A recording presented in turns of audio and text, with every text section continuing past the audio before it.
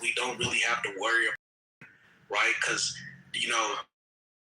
the food back, right? You don't gotta worry about no food. The trees, it's all natural food. Plentiful everywhere, right? Get it right off the tree. Minimal clothing, right? Whereas put it in your mouth. They grew up in an environment where it was cold, harsh, right? And nothing survived, nothing grew, right? So they had to think, right, to survive the winter. So when they came across Africans who were living in kind of abundance, right, they were able to take it this type of environment, this type of people, because of how they were living, right? So Africans, we have, until this day, we have a very, how can I say, it's very innocent. Africans are very peaceful people. I will say we are very wrapping up. I know it may not seem like it, but we are very people in our hearts. We're peaceful people. We Europeans are not peaceful people. They are warlike type of people, savage people. Savages. Thank you, Nessa. Thank you. So I am God. What is it you care to add? Man, I have so much to say, but we're going to sum it up. Les, Brother Daniel. We'll give you a fresh 5. You got 5 minutes to say what's on your mind. Yeah. Thank you. Les, I think that's his name. You're talking about things take shape, things that man does that. Steve has said a lot of it that was correct. We are the creators, we're destroyers. We give life, we take life, we move mountains. We feed the animals. We look out. There's evil on this earth, yes. We look out after each other. So all that you didn't understand, factories that made your couch to look that shape. Factories made your teeth. Factories made these clothes, the hat, and that shape, that knife, and that shape. You see, factories. And we ship these things to you, and you accept it. You don't never push it back and go, I don't want that because that's man-made. I'm waiting for God to send me couch, his own image. You see, when you're on that table, that doctor makes sure that your heart will do that surgery. You see? So I'm going to leave that one alone. And Nessa, brother, oh my God. There's a saying where you should just keep quiet and let people think you smart instead of open your mouth and moving all reasonable doubt. The people in this room, I'm sure, we're older than you. You have to give us no history. Woman matter, drop it down you real quick. That long, that drawn out, nice and simple.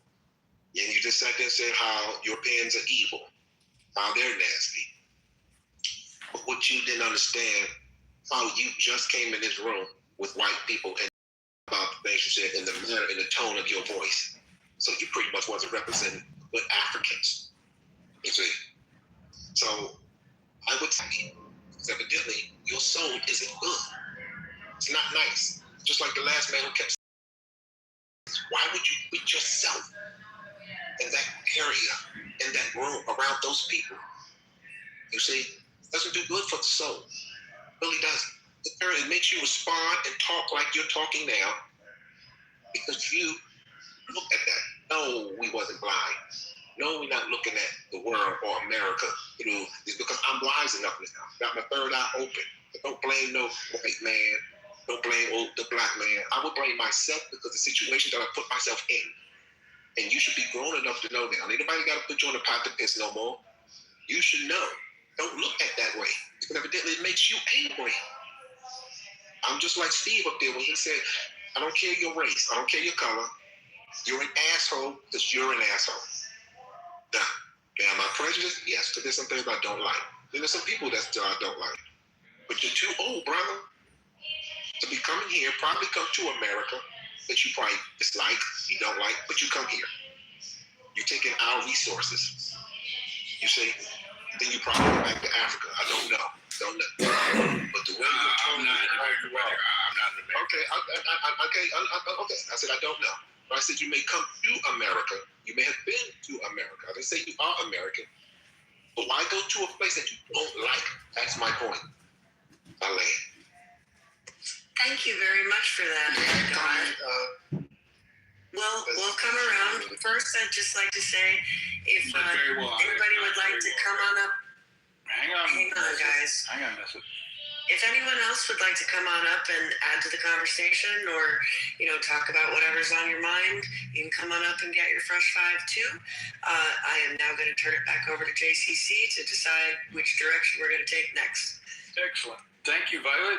This is fun. I really enjoy this conversation. I want to, Elliot, we were chiming in when asking you to speak in hour number 2. It's hour number 3. Elliot, you got a moment to talk. You can get your fresh five while we still got time for fresh fives, bro. What's on your mind, Elliot? Are you there? I'm just listening. I don't know. The conversation about the race is always cringe, but thanks for letting. But of course, Elliot, you're so welcome. So Les, you want to respond? I'll give you a minute or so to respond. What was on your mind? Yeah, thank you. Everyone who spoke and addressed what I said didn't say anything that I felt was substantial. Like your guy Steve up there, I spoke about order, and then he's talking about cancer. Where does cancer happen? Do you have sand and rocks getting cancer? Isn't cancer in cells? That's order. Cancer don't just go ahead and grab on a metal and okay, so let's dialogue back and forth. So actually, cancer is disorder, right? He was using that as an example in antithesis to the order that you're claiming, right? And I also give you please do response to rebut your intelligent design argument. I don't know if that's what you knew you were doing. You're making a claim. Look at things that, look at the trees argument. Trees seem to be ordered, right? Therefore, there must be an intelligent designer behind the trees. There's nothing to conclude, because we can see things that are ordered by intelligent beings like us, and then we can compare and contrast things that do not need a quote-unquote a designer. And that's why Steve brought up volcanoes, hurricanes, tornadoes. Those are the opposite of order. And if you're claiming all things are from an intelligent designer, it doesn't follow, because there's disorder in the same thing. So just because you see complexity in intelligent design, that's it. Thank you. See, I was able to allow you to speak and you communicated clearly without interrupting you. Let me be able to speak. Okay? So when we talk about volcano, does volcano happen in the air? It happened in the earth. That's ordered. Okay? It happened in a specific location. You don't expect planes to be flying underground. So your idea of disorder is happening within a specific vicinity that accommodates for that activity to happen in that location. So it's still ordered. So whatever you say about volcanoes, tornadoes, they're not happening in random places that they're not supposed to be occurring. So it's still ordered. And that the brother who spoke and talking about couches being manufactured at factories, brother, who runs the factories? Is it human being running the factories? Don't they design the couches before themselves? Nobody shipping things. So I don't know where you're coming from with your idea of laying on the couches made by factories, and you don't send them back. That's kind of like, I don't know, that's a childish way of looking at things. The world is well ordered and is designed by God. So, and a lot of the people that claim that God does not exist, they don't even know where they're from, or how to even survive without food. And God created the earth and put everything here to sustain us, and we are enjoying His order. And I asked a question that no one has been able to really answer. 10 seconds. Show me 10 seconds. Yeah, show me something around us that have an order that wasn't created by someone. Show me something that has an order within our vicinity, in our home, in our environment, that have a shape, that have a specific function for that shape, that wasn't created by someone. Show me something like that. And if you can answer that question, then I'll... Thank you. Let's go on. Thank you. Now let's mute. Yeah, hang on. No. Everybody go on mute. Firstly, standing ovation for...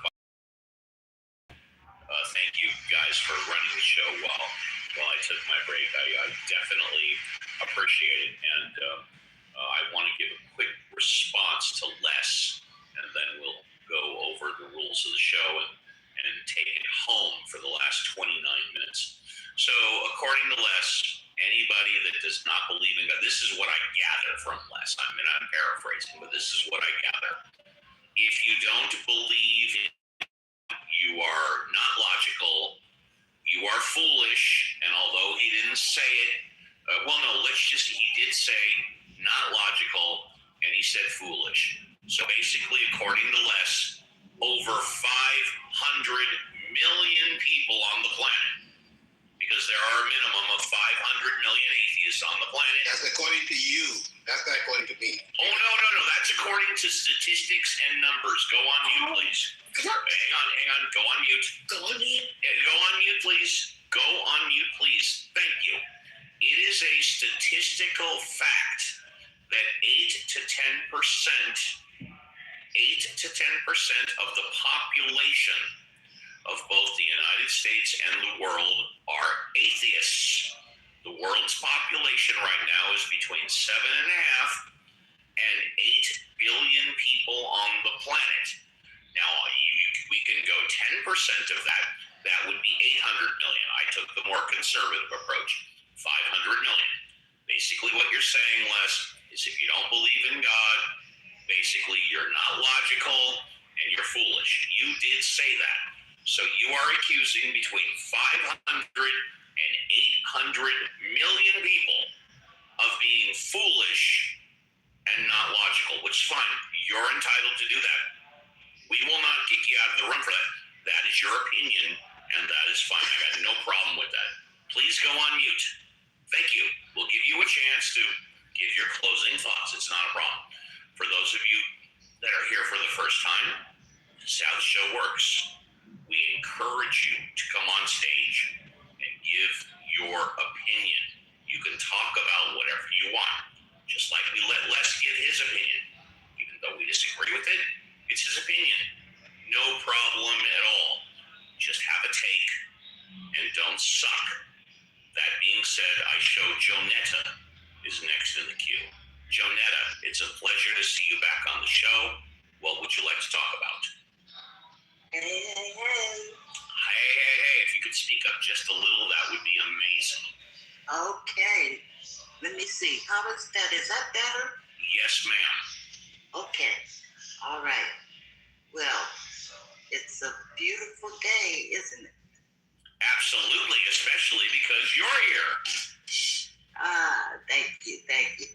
I love being in this room, hearing all the conversations, what folks love to say, and thank you so much, Steve and the Mod Squad. And do you know why we love you being in the room?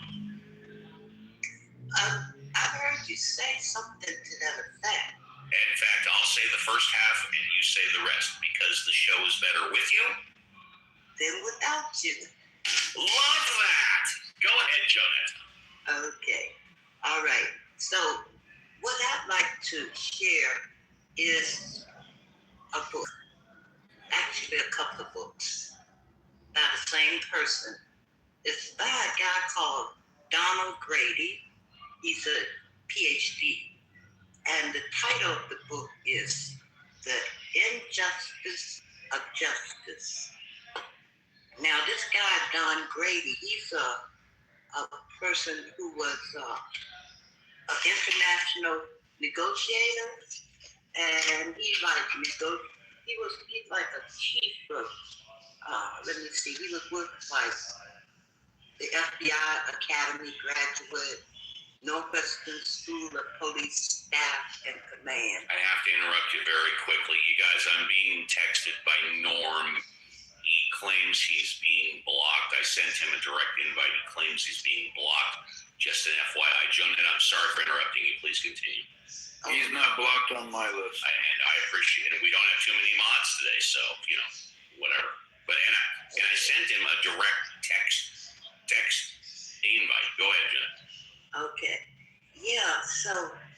This Don Grady, he was also United Nations staff at the United Nations Staff College of Turin, Italy. He's part of the police commander for the International Police Commander for the United Nations. Okay, so he was involved with a lot of stuff. And what I like about this book is that I haven't read it yet. I read another one from him without mention. This other person who's a co-author of a book called Stress Management for Law Enforcement Officers. And he's also a PhD doctor, a professor of criminal justice and that kind of stuff, right? So anyway, I like that this Dr. Anderson, or this PhD Dr. Anderson, said Don Grady has presented a policing model that is way ahead of its time. So what I found interesting, he said way ahead. He didn't just say ahead. He said way ahead. And this book was published in 2012.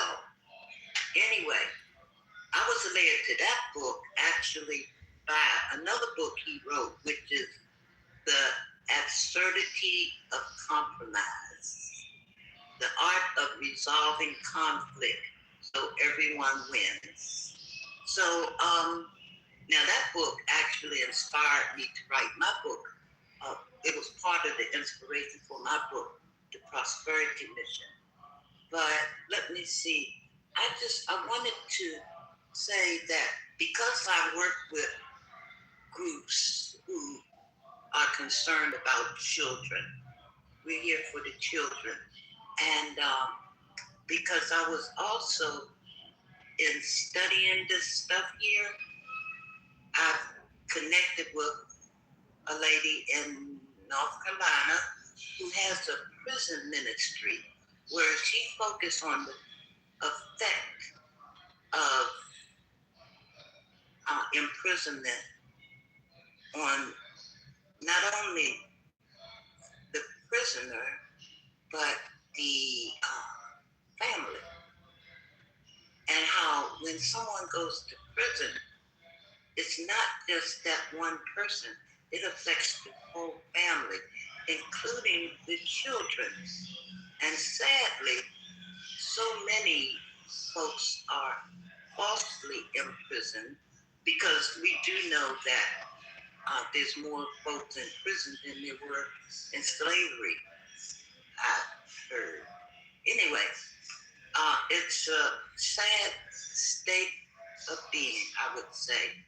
And hopefully we'll be able to, those who have an interest and desire to empower, make the world a better place, I think, will consider that there is an alternative to, let's see what they call this. There's such thing as restorative something. I don't know. Be about restoring rather than tearing down families. That's the idea from the folks that I've connected with in terms of thinking about how the humanity and inhumanity of humans. So I just wanted to say that. Well, that's good. Jonetta, as always, it's a pleasure having you on the show. You came on at the end, so we're going to give you a first-class escort down the red carpet to the VIP. You are the first one. If you're in the audience and you want to come up, do it within the next 5-10 minutes, because after that, it's going to be impossible. JCC, if you could unmute very quickly. Have we gone to Andrew in the past 40 minutes? Andrew has spoken earlier, but he has not had a second go-round. Okay. Has anybody on stage right now not spoken in the past half hour? Round 3. So I would say Mo and Andrew have not. All right. Adam, I am God in the last. Yeah. Mo, okay, so we'll go to Mo first. Mo, good. It's a pleasure to talk to you again. This is the final opportunity. Would you like a few minutes for closing thoughts, burning desires to say goodbye? Mo. I appreciate the opportunity. I don't have anything, but I wish everyone a well day. Thank you. Mo, on behalf of the Mod Squad, we wish you and your family a fantastic remainder of your day. Escort down the red carpet to the Wee! there you go. And I think Madam would be next if Madam Well, wants. Paul is new on stage. Well, Paul is new, so we're going to go He came to back, I think. right. Yeah, we called on him before he wasn't available. Thank you, JCC. Paul, good morning. Pleasure to see you on the show. And what would you like to talk about, Paul? How you doing, Uncle Steve? You care. You know I do. I'm doing great. Thanks for asking. How are you? I'm doing marvelous. I love that.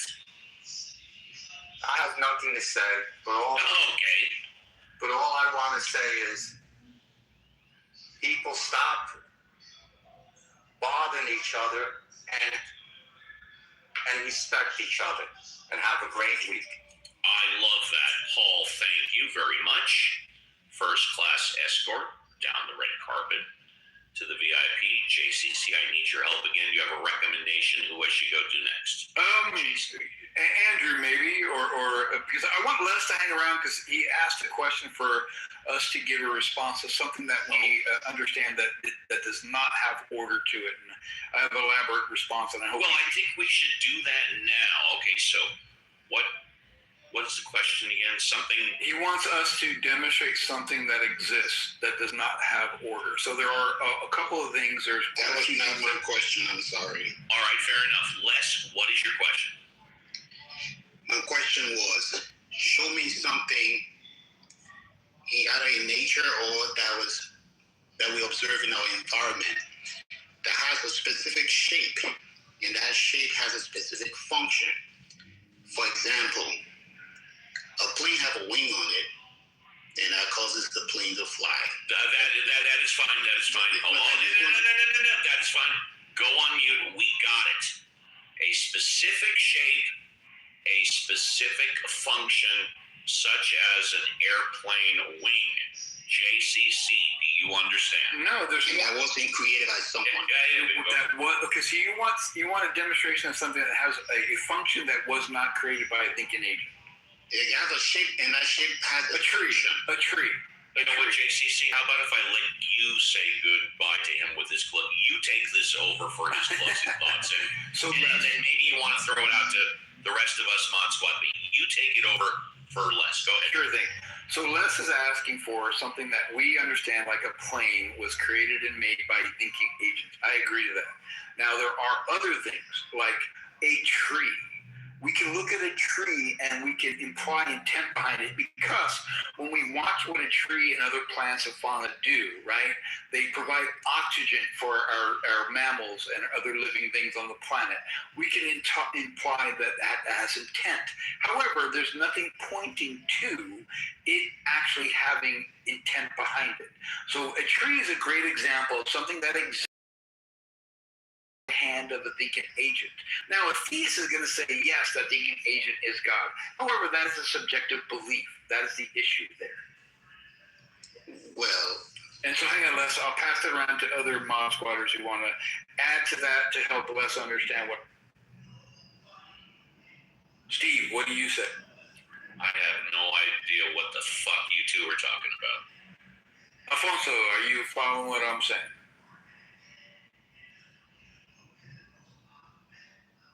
I guess not. So, not what you're saying, JCC, but the idea of the question. I mean, is he asking like, did anything that we use functionally just appear fully shaped? Or, I mean, I guess Violet's being very nice. Violet is not saying she has no idea what the fuck you're talking about. Even though it's true, she's asking the qualifying question. Good for you, Violet.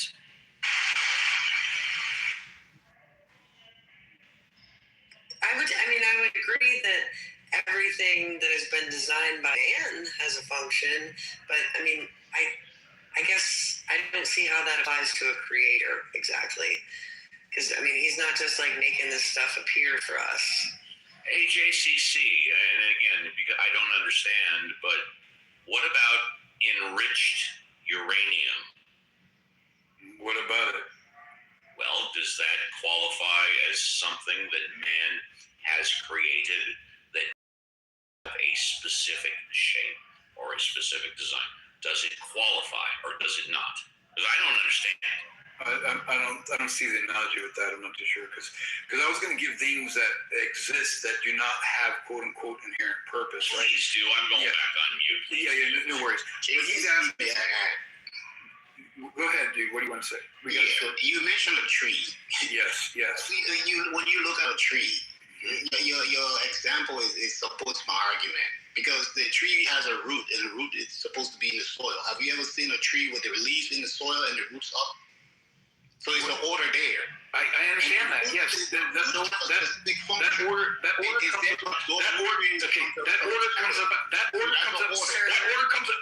comes about through natural processes. That's why I gave you that example, right? You're wanting an created by God. Okay, so that's where you're just inserting your subjective belief. I'm not denying you your belief in God, right? However, we have what's called comparison and contrast. When we understand how a car is made, right, we know that car is made from thinking agents. We can interact with the thinking agent. We can, back in the day when Mr. Ford was alive, you could shake Mr. Ford's hand.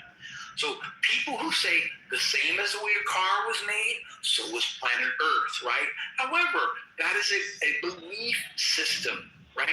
We cannot shake the hand of God according to my understanding of God existing objectively, right? So you're making a personal subjective claim that because I see complexity, this complexity aligns with the car. A car is complex, therefore it's designed by an intelligent being. I agree.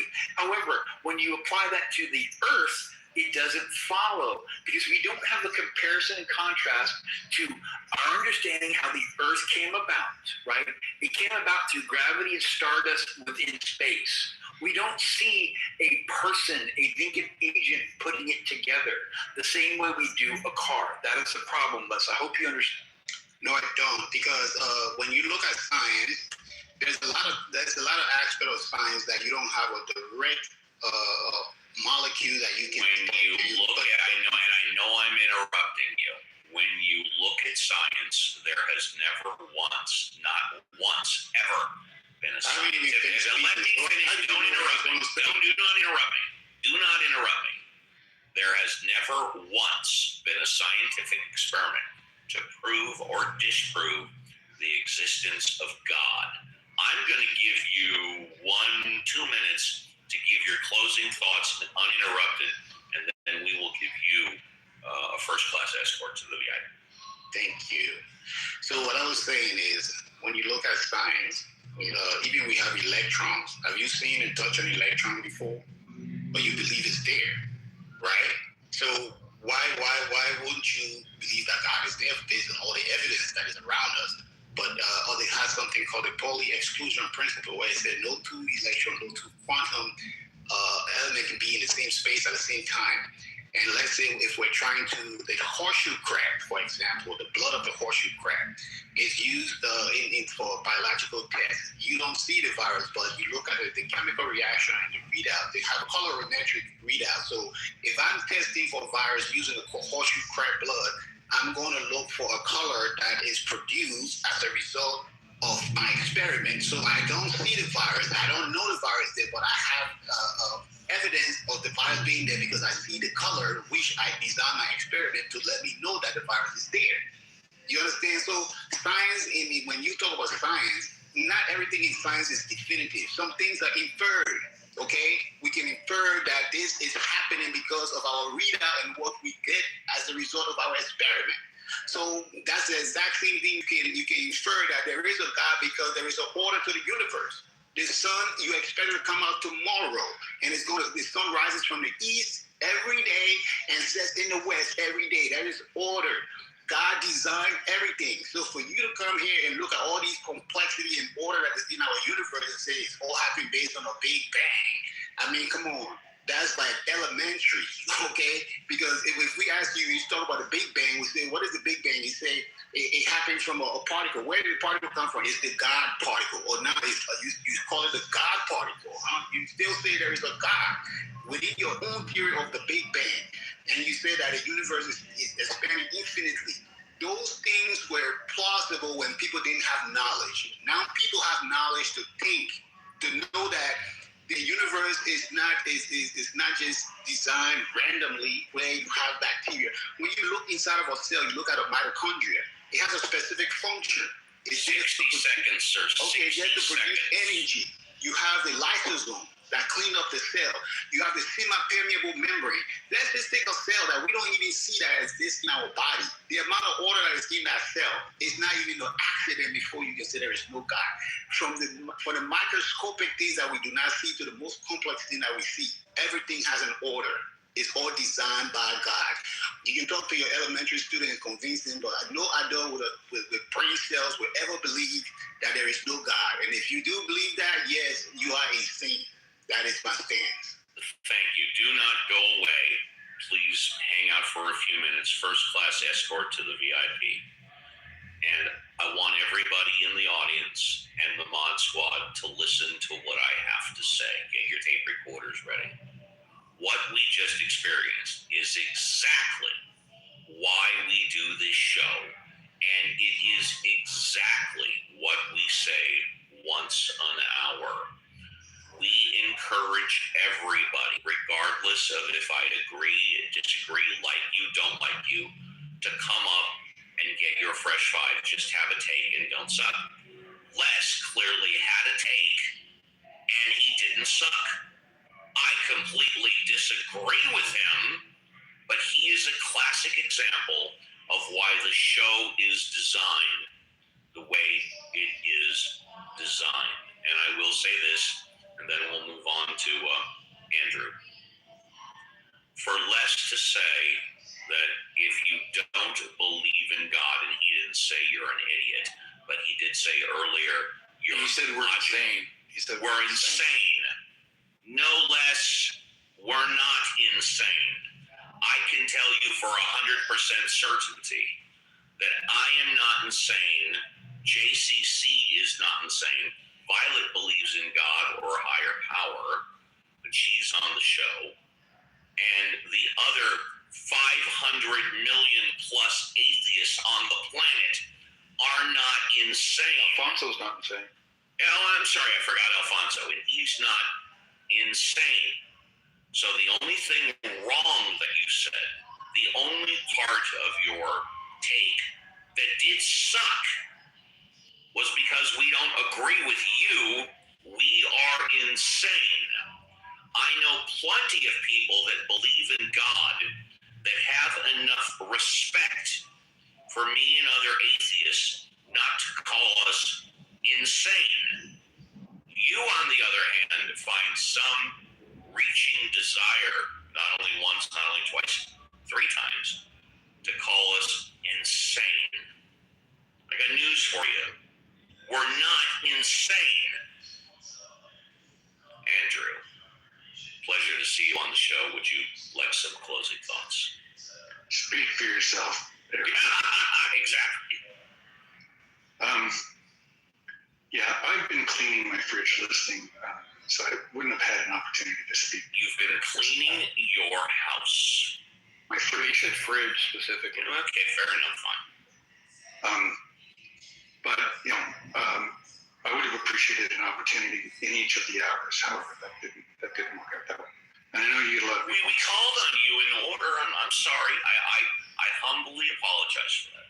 Not since Prophet. So speaking of Prophet, he did say something, and it's in the replay, and if I'm wrong, I'm wrong, but I think he said that only racists call people racists. And he was calling us all racist the whole time. So that's kind of bizarre. In terms of order, there's a famous phrase, I was only following orders. So that's my response to that one. Because things exist, therefore there's a God. That's pretty well the equation that the gentleman was giving us. exists, therefore there's a God. So, not sure that I completely agree with that one. I think I need a little bit more evidence, like, I don't know, putting something into a horseshoe crab blood, perhaps. Anyway. Other than that, today I'm off to a little birthday party for my stepdaughter-in-law. I guess that would work out that way. And we got the cake now, and my fridge is all clean. We got company coming this week. My wife's brother from Vancouver is coming out for a visit for 3 or 4 days, and then off to Toronto. So it's going to be a busy week. I'm in the middle of an audit, so I got to kind of mix that into the flow here before Wednesday. So lots of fun. Anyway, everybody have a great week. And Andrew, don't go away. Stick around for a minute or two. First class escort to the VIP. Andrew, on behalf of the Montesquieu, we humbly apologize, sincerely apologize for missing you in the future. If that happens, just shout out at the appropriate time. Hey guys, did by chance did you miss me? This is Andrew, and that's okay. That's definitely within the way how the show works. If we miss you, because you are right, we have to deal with keeping an orderly stage. That being said, let's say goodbye to Alfonso. Alfonso, would you like to say goodbye? Yes, thanks for the show. Yeah, thank you. I think it went well. I will be running a room inspired in today's room. I just pinned the link. There was nothing on the Jumbotron, so... Right. No, you can pin stuff on the Jumbotron if there's nothing there, sure. So, because of today's conversation, when it was questioned, or we went into whether atheists or spirituals or religious were happy, or I actually... And we were accused of being insane multiple times, yes. Yeah, absolutely. So I gathered a few articles from the web that seemed to be quite reliable to study and read them, so we can actually know what the numbers say in terms of happiness and secularism and spirituality. So I hope to see people there, and thanks for the show today. Right, and before we move on to Violet and then JCC, I wonder, I didn't ask him, I forgot. Got caught up in the heat of the moment. When he accused me multiple times of being insane. Am I insane when it only comes to God? And yet the way I raised my family, I'm completely normal. The way I've succeeded in my career for 35 years, I'm completely normal. The way I've dealt with this show, my partners, my friends, my lovers, completely normal. Or when I was accused of being insane 3 times, am I insane for my entire life, every aspect of it? I forgot to ask him that. Violet, would you like to say goodbye? Well, I know you're technically accusing me of insanity because I believe in God. Yes, but I tell you what, Steve, I'm for you. Love that. No, it was a hell of a show today, no pun intended. It was really popping the whole time. We had a lot of speakers. I'm really glad everybody joined us. You're right, it was popping. Yeah, and I'm going to have to go through a little bit of withdrawal next weekend. I'm really excited about going to Oregon and meeting up with Cora, but I'm going to sure miss you guys.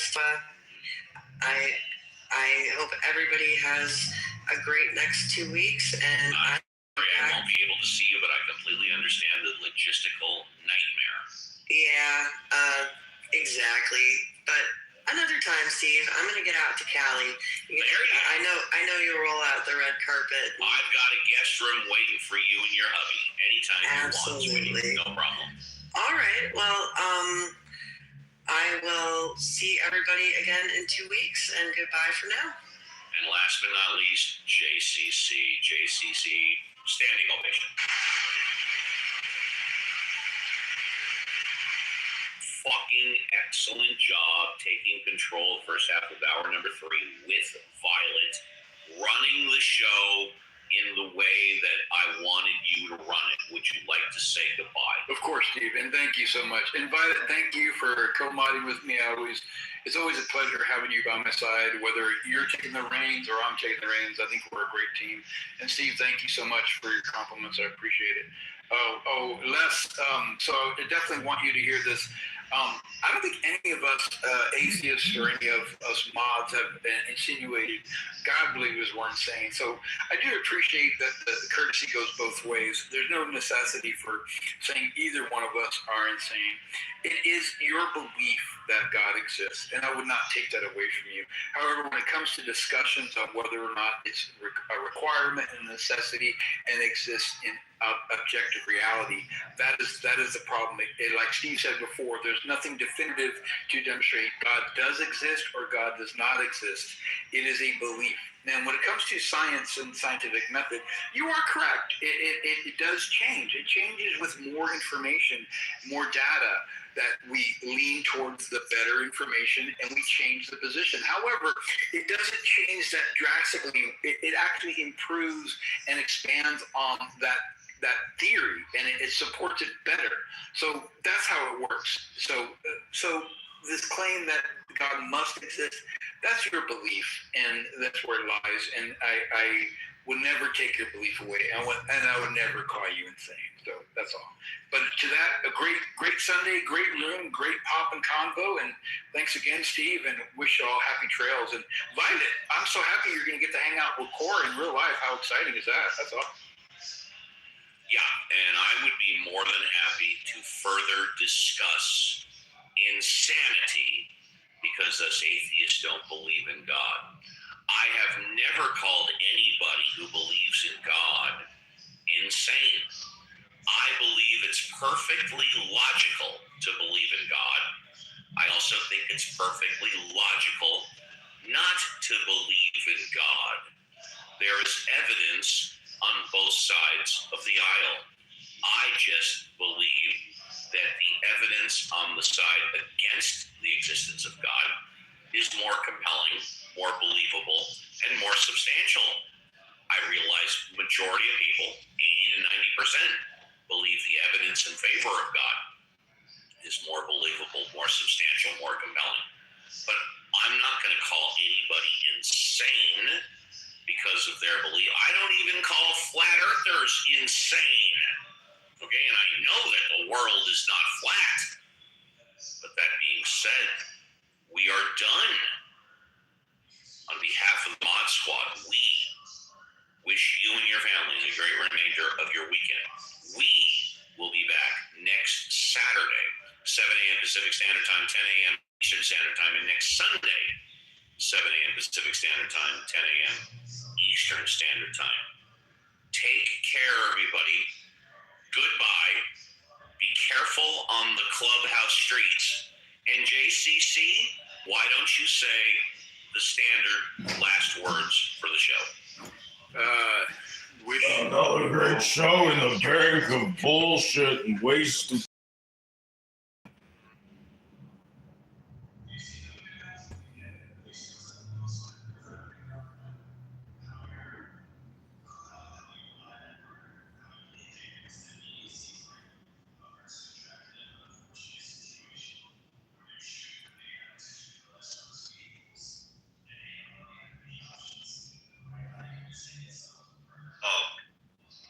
Decent service and customer service about spirits, the frontiers, because they know they're paying for it. So not only is it they're in the back of their mind, they know they have a better chance of getting to their destination safely because they're on a plane, but they're like, oh, like I'm at the lowest probability because I decided to fly with Spirit. Like I think that was both that and them knowing that they're paying for an uncomfortable seat. Like people are dealing with both, even if it is the joke shouldn't be there because the other airline is going to let the joke. We lost you, brother. We can't hear you. So yeah. Fly a lot of these airlines just because of where I'm at in the country. And at the end, though, Spirit did get comparably worse than Allegiant and others. I don't know what was going on. Maybe it was just a self-fulfilling prophecy with the ultra-low budget stuff, but the was bad. The seats were terrible. And I'm talking relative to like really crappy. It's like a social, socially, when you have conversations, I jump on Spirit, people kind of look at you crazy, like they put you in a category, right? But here's the thing, I used to travel quite a bit, and suddenly I just really, I don't know, I got something with flying all of a sudden. Hopefully that goes away. But so that's why I wouldn't even take Spirit, because of that stereotype right there. That right there, I'm automatically, even if I get a good price, I'm like, nah, I'm not doing that. The plane, in my mind, I'm thinking that the planes are faulty. So yeah, I'm sure other customers feel the same. Okay, so then that goes to Jamal's point. They had no major crashes. Their fleet was younger. They had all Airbus. That's literally what Jamal's point is. I don't know why Jamal was getting mocked for his point. If people feel, and that was the point we were making earlier, if people feel Spirit is less safe than United or Delta, they would be wrong. They would actually be wrong. That's actually the point. So what you just said is wrong, and that is all narrative building. That's the problem. The other thing is that, enemies all due respect, if someone's ego is bound up in any way by people looking at them suspect because of what plane they just flew to get across the country, you should go to a therapist. I may be a square BAN. But that's the most insane thing. Hey man, how'd you get here? Yo, we took Delta. Oh, you the man, son. You took Delta. Oh, it was the ladies one. Okay, would you take Spirit? Oh, you took Spirit. Oh, I gotta go inside and cry. Like, that's the most ridiculous thing I've ever heard in my life. We're trying to get from point A to point B. At the house, you got a 1999 Honda Civic that your great auntie left you when she died. But you're worried about being on Spirit Airlines. Like, that not saying you, Randall, but anybody, that means you really have some deep self-esteem issues, and you probably need Lacanian and Freudian psychoanalysis because you were caught up in an Oedipus complex. Right, I agree. To the third degree. Yeah. That is absolutely insane to me that a grown man or a grown woman would care what somebody says about what airline they took. That is the most insane, and this is the problem, but that's why I gotta read my business review, stamp business review, etc. I read every month when I get it. Because it's a form of, it's a trick bag. It's a mental technology. Hey, Ben, look at Q's tagline. I love it. A to B safely. That's a dope campaign right there. Okay, I like that. Hey, that's a dope campaign. There was one other interesting fact about Spirit, believe it or not. A lot of the customers were able to join the Mile High Club with Spirit. Cheap, relatively, not really monitored that well. So you could really join the Mile High Club pretty easy. That's true. Americans, according to data from the Fed, economists, sociologists, etc., don't have $400 cash for emergencies, or $1,000 cash for emergencies. But you need to fly business class to go from Atlanta to Dallas to get a turkey leg from the turkey leg hut and a jump off that you're gonna get in a lounge. What's happening? I mean, who cares? It's the plane. It's in the air. Now see, Ben, that's what I'm talking about in terms of marketing. You said jump off. Now, if they had targeted that demographic, because that demographic was loyal to Spirit. I was forever hearing people on Clubhouse talking about they flying the flu. What was it called when I first joined? Flued out. Flued out. They were flying them out on Spirit. Wow. Yeah, it's just a bizarre thing. But this is what I love. We'll have a conversation, and many people are, I couldn't take Spirit. It was too cheap. It was in an hour. Motherfuckers will be complaining about gas prices that went up 6 cents last night. Make that make sense. So you'll spend an extra $300, $400, $500 so you can be on Delta business class, balling, because you got a free Coke Zero girl. I got a free Coke Zero girl. Okay, you do that. But then you need to stop at the gas station on the way home and only got $6 in your car and use that $6 to get home so you can then call somebody to get cash out to pay for your gas. We're complaining about gas going up 80, 60, 70 cents a gallon, but you'll spend an extra $300, $400 to get to the same place. Are we listening to ourselves? This country is so schizophrenic around markets and capital and spending. It's insane. Oh, I can't take Spirit. That's cheap. Cool. Why are you complaining about gas prices? Oh my God, you heard the other day. Oh, it's an extra $10 to fill up my tank. Miriam, how many hours a week? A month? Oh, it's like 2-3 times. Cool. That's $30 a month. Will you take Spirit? No, it's too cheap. I have to take United first class. That's why the country is the shithole that it is.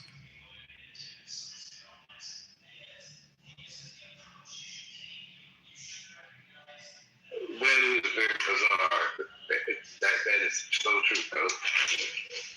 But people was looking at me like I'm crazy because I bought an EV. Because I like to not pay for as much gas. But all those people crying about these high-ass gas prices, I'm with it.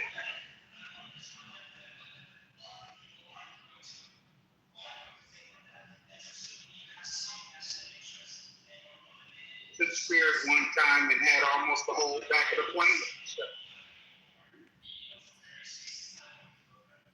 Yeah, I put it. I guess I'm mini crashing by going to all caps. Someone said it's not cheap when you have bags. You have to pay for bags for Delta and everywhere you have to pay for bags. That is a constant cost. It's still cheaper. Oh, not the carry-on. So the carry-on costs $15.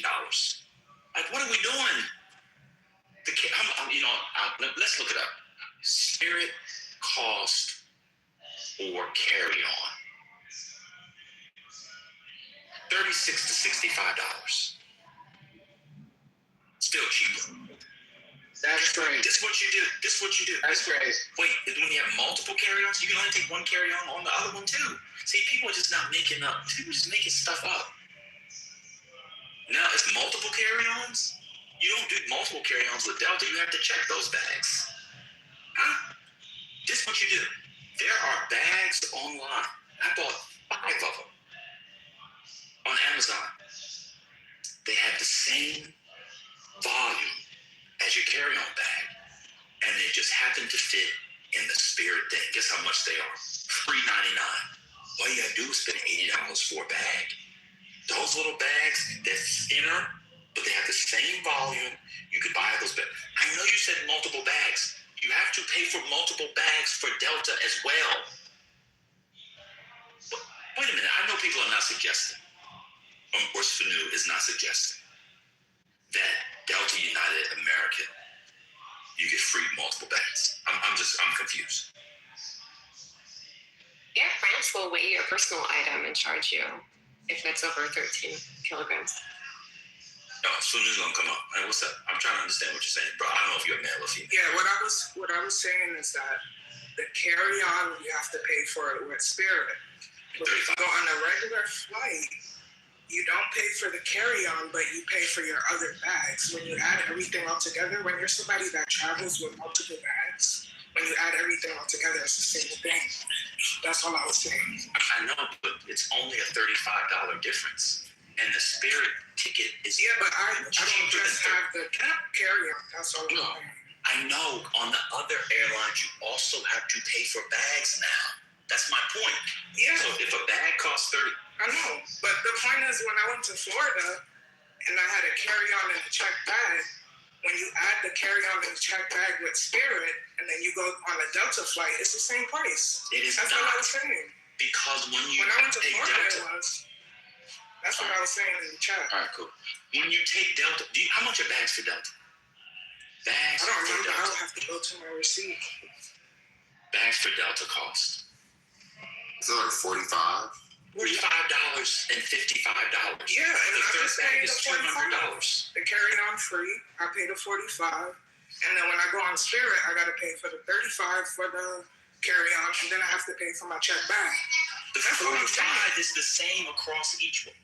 Do you not? I'm very. I understand what you're saying, but I'm saying when I went to Florida, it came out to the price, which is why I just went with Delta, more leg space. That's what I'm saying. Okay, so we're using an anecdote. All right, cool. So you had one time. Yeah, that's why I said Delta was cheaper. Okay, all right, cool. Yeah. I mean, it's okay. One time I got a free flight, first class, to go to Japan. So there you go. Everybody should get a free flight. I mean, come on, man. We're talking about, or ma'am, I don't know if you're a male, female, man, sir. We're talking about. I don't know what your gender is. That's why I said I'm a she. I'm a Oh, female. I didn't get that part. Oh, sorry, man. Okay, so we're talking about generally. If the bag costs $45 for Delta and $45 for Spirit, they're the same. The difference is the carry-on bag. So if the Spirit flight in this instance was only $35 cheaper, cool. But generally, Delta, the base fare is much higher than the Spirit base fare was. Okay. Yeah, I don't know. Is that not true? $65. I thought you said 65. Well, it depends. I mean, with Spirit, it depends when you paid for it. So if you waited to do it at the gate, I think it could be $100. But if you did it in advance, it was $35.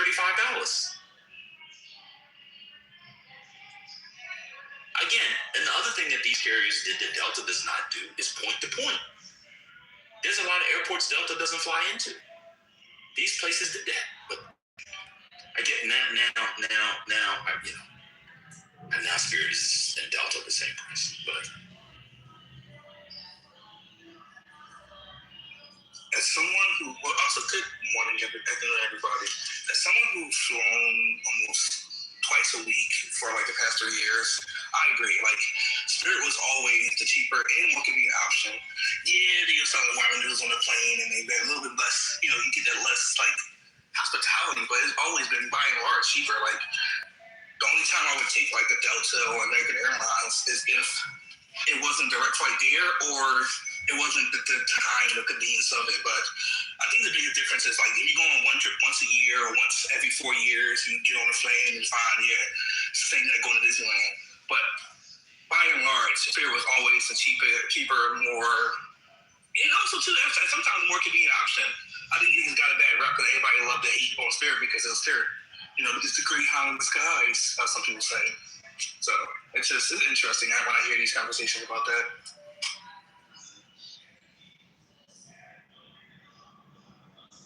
It seems like the company didn't, like they weren't aware of the stigma, or they didn't care about the stigma of their airlines. I mean, based on what I'm hearing, I don't know. I wonder if the executives and the marketing team realized that. I wonder if they were, You see so much you can do, right? Like as a working for a company is going to IPO, like people are going to have rumors. Rumors are going to be rumors. Like it's really hard to take off that function once they get it flowing as well.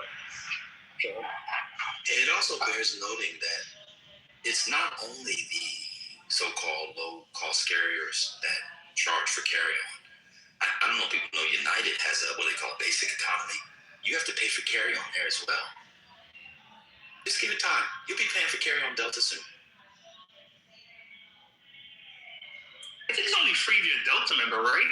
You have to be part of the Delta club to even get it free. I think everybody on Delta gets the free carry-on. But again, with Southwest, you did get one free bag and your carry-on. Yeah. As long as it was under 50 pounds. But now you'll be paying for bags now. So I think they were the last one.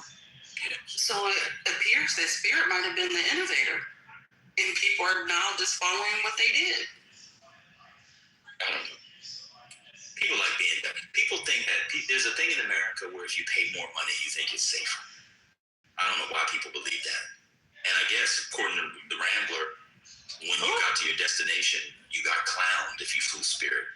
I couldn't even imagine a friend of mine. I'm trying to imagine a grown person. Hey, how'd you get here? Yeah, I took Spirit in there. Oh my God, I don't know. Yeah, no, I've never experienced it, but I know what kind of friends y'all had. That's fine. Yeah, I've never. First of all, I'm saying this is the conversations that I'm hearing. I mean, like this is what people talk about. So it hasn't been my experience like that, but I know, and based on what we're hearing, that's what it is. People psychologically feel when they pay for more money, they're getting more safer plane. It was talking about the psychology behind it. So.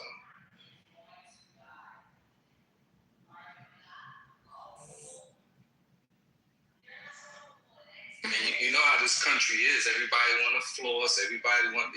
For some reason, I don't even think like that. I think anybody that can get a dope product and not spend a lot of money, that's gangster. Not spending all your money and not getting value. I think that's dumb as fuck, and it keeps people poor.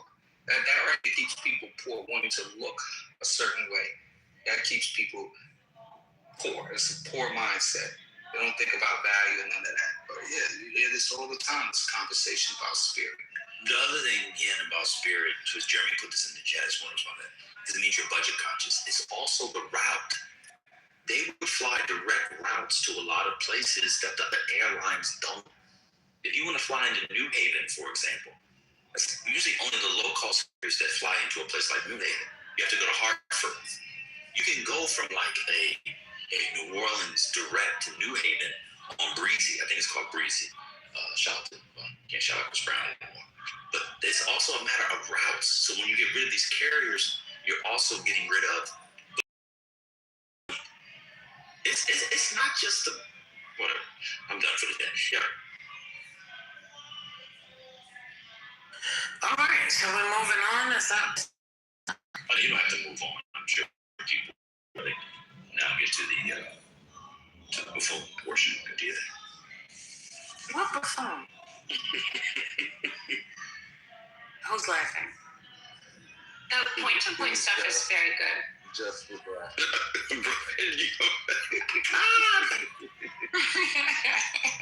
Good, PV. Oh, I was going to say, it's very good. What I was reading that they don't have on Spirit is any of the business routes, and that can really create a buffer. So JetBlue, they'll have like a New York to Chicago. And people flying business, a lot of times they don't care about peak pricing. They just have to get where they're going, a lot of recurring customers and stuff, where Spirit just never really had that. And so they didn't have a cushion when there was peak pricing. People just would drop out and not fly.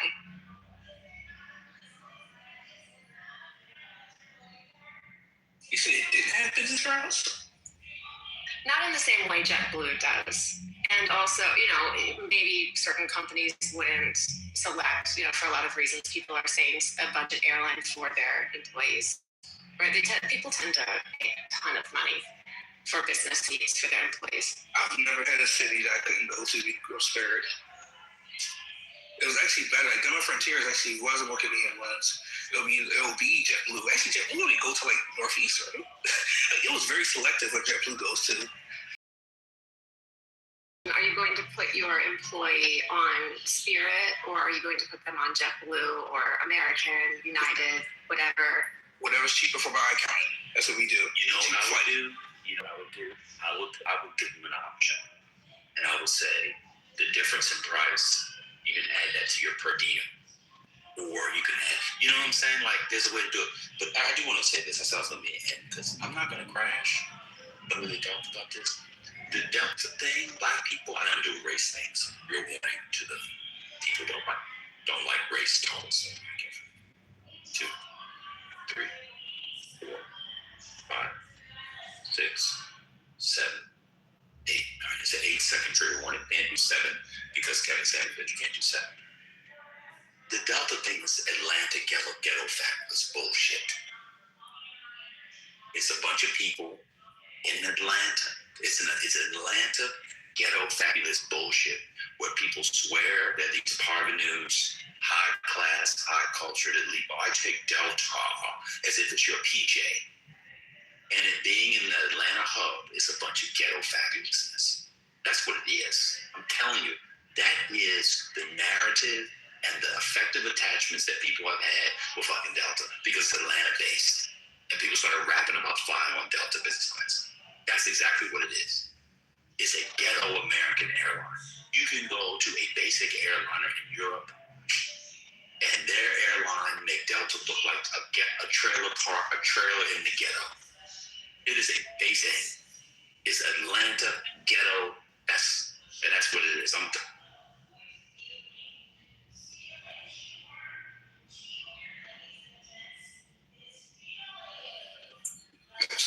100%. Also, too, most companies, they just cap the price and tell the employees to pick whatever airline they want. It's not this whole, even when you have a personal assistant, they just give an option to airlines. It's all about the time and the convenience more so than like particular. I never lost a deal because someone was like, you went to Spirit? Most of the time, they don't really care, as long as it's low.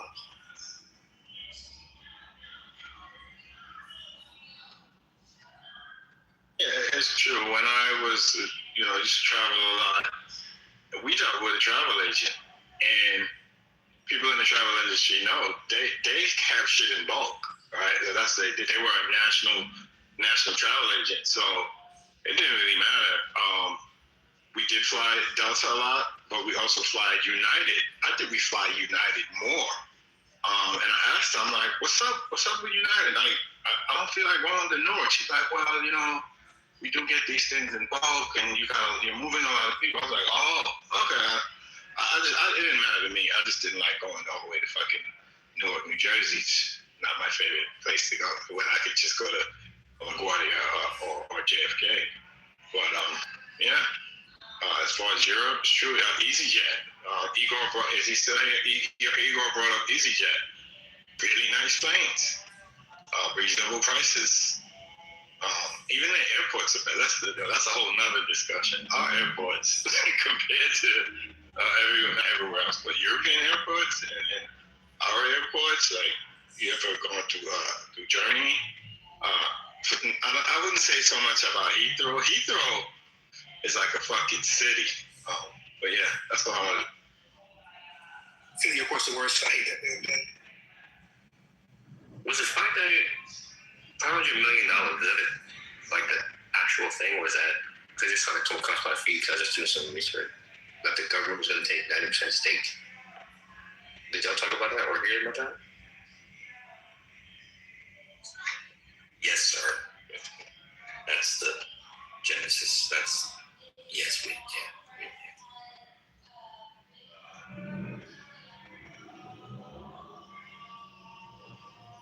Brother,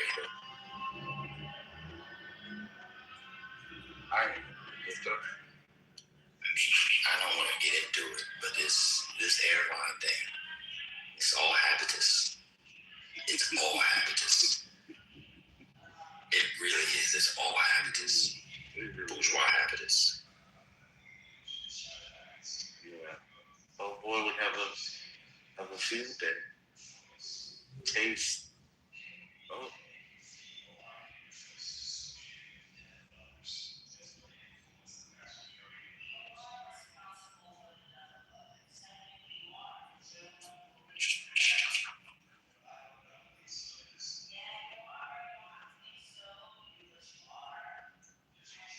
I've been waiting to say this because we were talking about Omar, you're going down.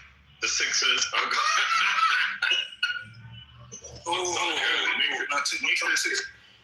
Knicks at 6, baby. Knicks at 6. We got this. That's gonna mess with Omar because of his PTR. But looking forward to that series. Hey, Sixers and 6. Devon. 6. Sixers and 6. Oh, okay. I don't know who watched the Celtics game. Van called it. I don't know what Boston was thinking. They weren't. I thought they would have won that game. But to let the Sixers, rarely do teams come back from being down 3. Like this is crazy. Joel's block shot on Tatum was kind of nice. Hey, we just got to steal one in Madison Square Garden. I just want one.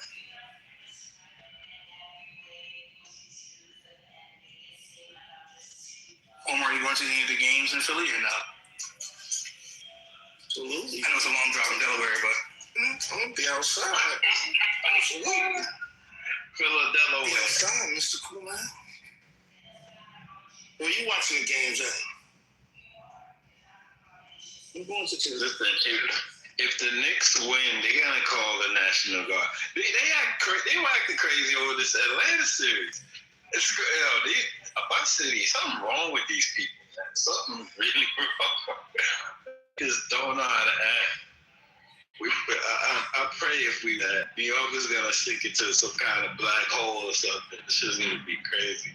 They go and hundreds of thousands of people that can't get in. I think I'm gonna go check that out because tickets right now it's not gonna happen. But you saw him on the billboard last year, Divine? The jumbotron? Oh yeah. I think I would go if the weather's nice. I might go out there for a game just to see the man. Do it. Tell Why not? I'm thorough in every borough. Yo, I'm telling you now. You know what? I'm looking out for your safety. They wild out there. Hey, also, you should take a little rest. As long as y'all don't come to the Sixers arena, just stay up there in New York. Whatever. Try to invade like last time. Nobody scared of Philly. Anybody scared of Philly? Did you see the dude that had a little rap song about the Knicks? Kind of fire. Yeah, I think he used the Money, Power, Respect beat, and I forgot which player he had next to him. I'm horrible at names. But we're not talking about sports. The ladies not gonna talk. Any news, anything going on, please let us know. We would definitely we had a nice conversation about Spirit Airlines. We spoke about government bailouts and lack thereof right now. We spoke about the nationalization of the airline industry. That was a good one. But if anybody got anything, raise your hand, come up. DWI. On the how many of us on here? Most of the ladies on the stage are anticipating.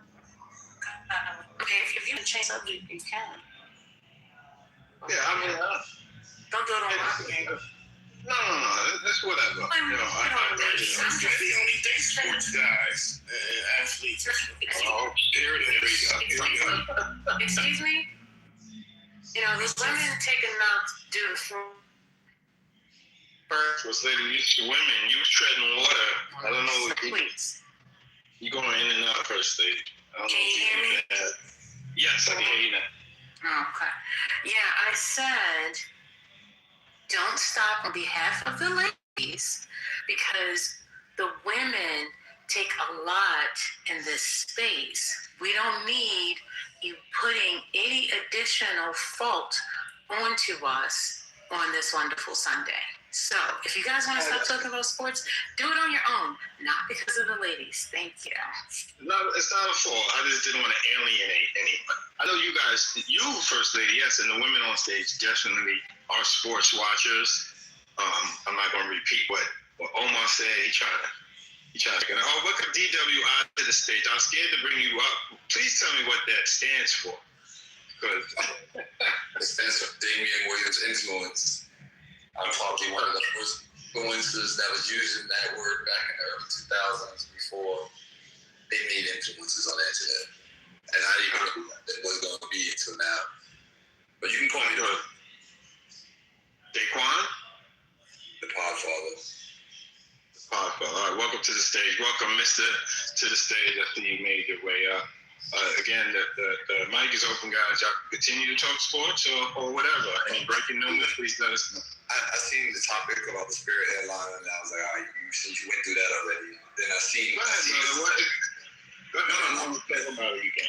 Logo, and that was like more intriguing to me. So I'm like, oh, shoot, Boston lost. We got to play against the 76ers, so I guess we got to create some type of rivalry now with them. Something, I don't know. So maybe my guy Kevin Pryor can tell me how many games the Knicks are gonna play around with them before they can blow them out. Knicks is 6. Ain't nobody worried about Philly. Yo, Javon, check that thing up in the chat. You wanna go outside to that? Be my guest, bro. All right, copy that. Well, since we're still talking about it, I did check the Knicks records historically against the Sixers. I don't know what's going on this season, but historically, the Sixers have been putting BPA. I'm just saying. Y'all can put it back. So Iverson was there? Or I don't know the time span that they put, but it was like 290 to 230. I don't know how many years was in that a search I did. I'm happy it's another one of the East Coast cities, kind of hype. You know, Toronto, Philly, Atlanta, you know, in the actual, you know, it's good for the cities.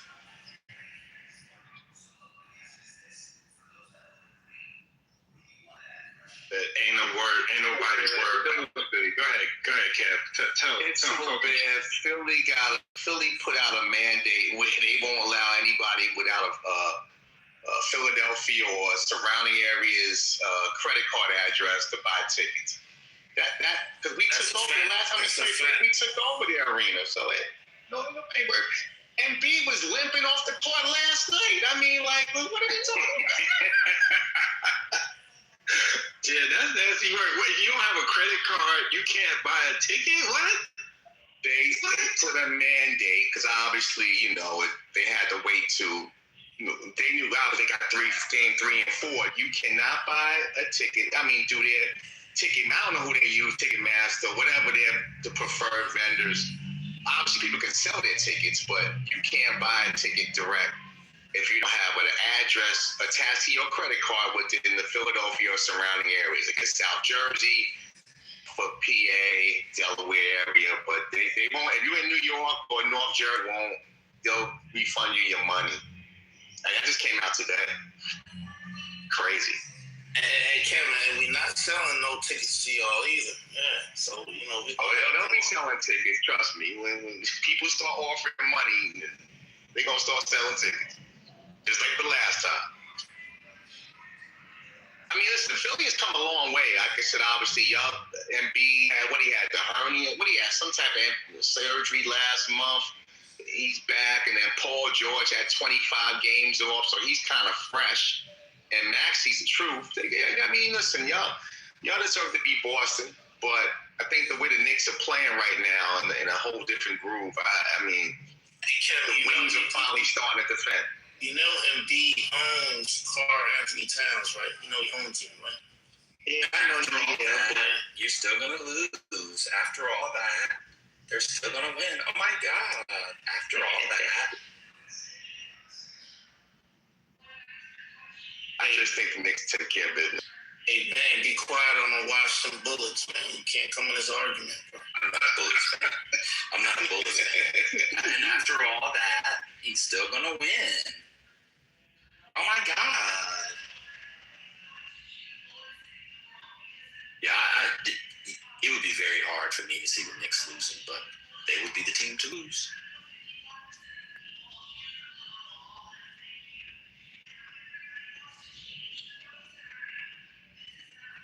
I'm a Phillies fan. We know they're going to choke, though. Philly's always choking. Fuck Pittsburgh. Oh my. Now, for some way, Orlando can pull off an upset in Detroit today, then that will really open the floodgates. I can't wait. That's why I went to the grocery store. I had a long morning. Did all the things with my non-existent family. I did all of those things. They don't really exist. We found out last night, according to somebody. But did all the things with a bunch of fake people. Went to the store, getting chicken, fish, everything ready. I have not looked forward to a Game 7 in a long time. Now, if Detroit comes and blows out Orlando today, I'm going to be pissed. Because Orlando should be going on to the next round. The fact they lost Game 6 the way they did was insane. They choked that. Yeah, they choked it out. Yeah. I want a good game, but I also want Orlando to win. I'm with you on that one. You never know. They're a young team. You know, young teams, after, you know, what happened, they look shell-shocked what happened on the other night, but you never know. I mean, I'm rooting for them, though, because like I said, if they open that door up, then if the East is completely wide open. And then obviously there's another Game 7 with Toronto and Cleveland, so yeah, we'll see how that play out. I mean, the East is wide open, but I think it's essentially what the AFC was this year. It doesn't matter who makes it to the end. Doesn't matter if Bo Nix gets hurt.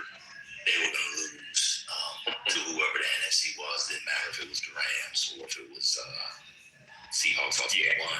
But what I was going to say, what I was going to say though was two things. One, I love Orlando's success because low key I want Giannis to go to Orlando. I think Giannis and Pablo would be dope. Two, I want the Pistons to lose so I can add the Pistons to my Lions sweatshirt I have. Number 1 seed for nothing, a Detroit special.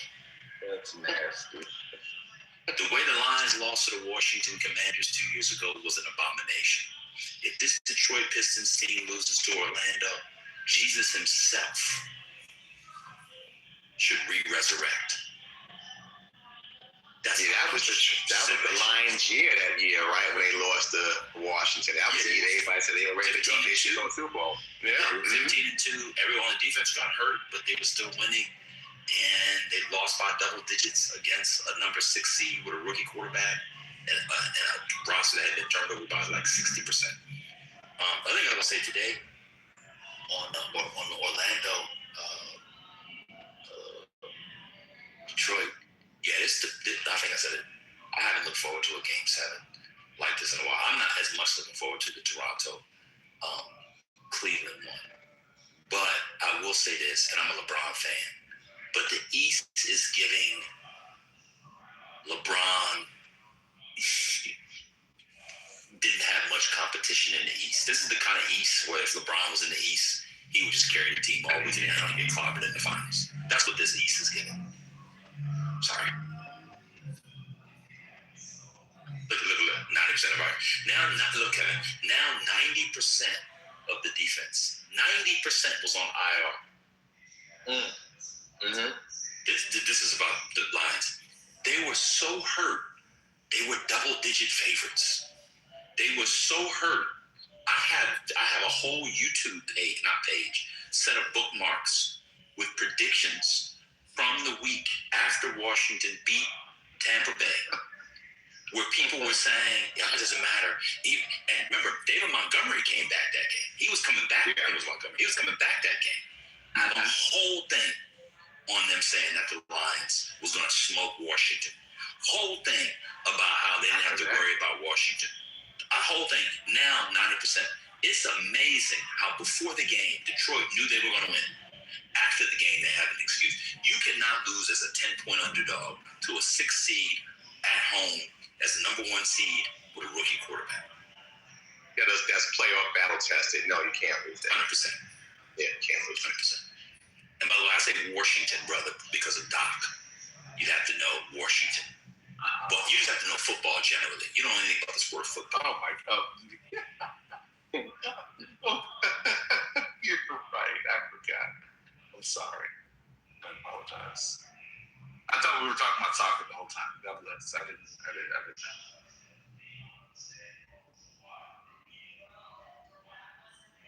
Who y'all like coming out of the West?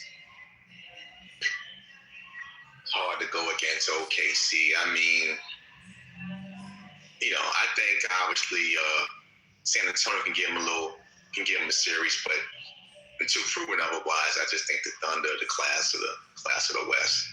Are we allowed to have a dynasty conversation after two questions? Are we allowed to have a dynasty question if not are they a dynasty, but begin to have the conversation beginning next year? If the Thunder win, are we allowed to have that conversation? Do they need to win a third? One. We can have that conversation. Thank you. I agree. And two, am I the only one who's now ready to put SGA in the top 30 all time and on this trajectory? Top 10. Too early. Have y'all? That's on the trajectory. Have you seen his numbers? Top 30. I'm okay with the top 30. 10 right now is premature. Premature counts. I said top 30. I'll assist top 30 personally. Should I put it? Maybe I'll say it in Greek for you tomorrow. I said that if he stays on this trajectory. Oh yeah, no, I'm with you. All right, he's nice, man. He's nice. And y'all not gonna like this. He's gonna have 2 MVPs after this year. How many did Jokic end up with? 3 or 4? 3, I believe. 3. He's already better than Jokic. I know everybody loves Jokic, the Serbian sensation who has a 1.5-inch vertical, who smokes cigarettes, drinks beer, and is not ashamed. It's great. But some of these numbers that SGA are putting up y'all not ready for this tape, but I'm gonna go ahead and tell you. Oh, man. They're better than mine. 1 second, let me get the tape before you respond. Let me give the tape. Better say some blasphemous shit. But my new thing is when people interrupt, just stop talking. Go ahead, say it. All right, thank you, Ben. He said thank you. Oh my God.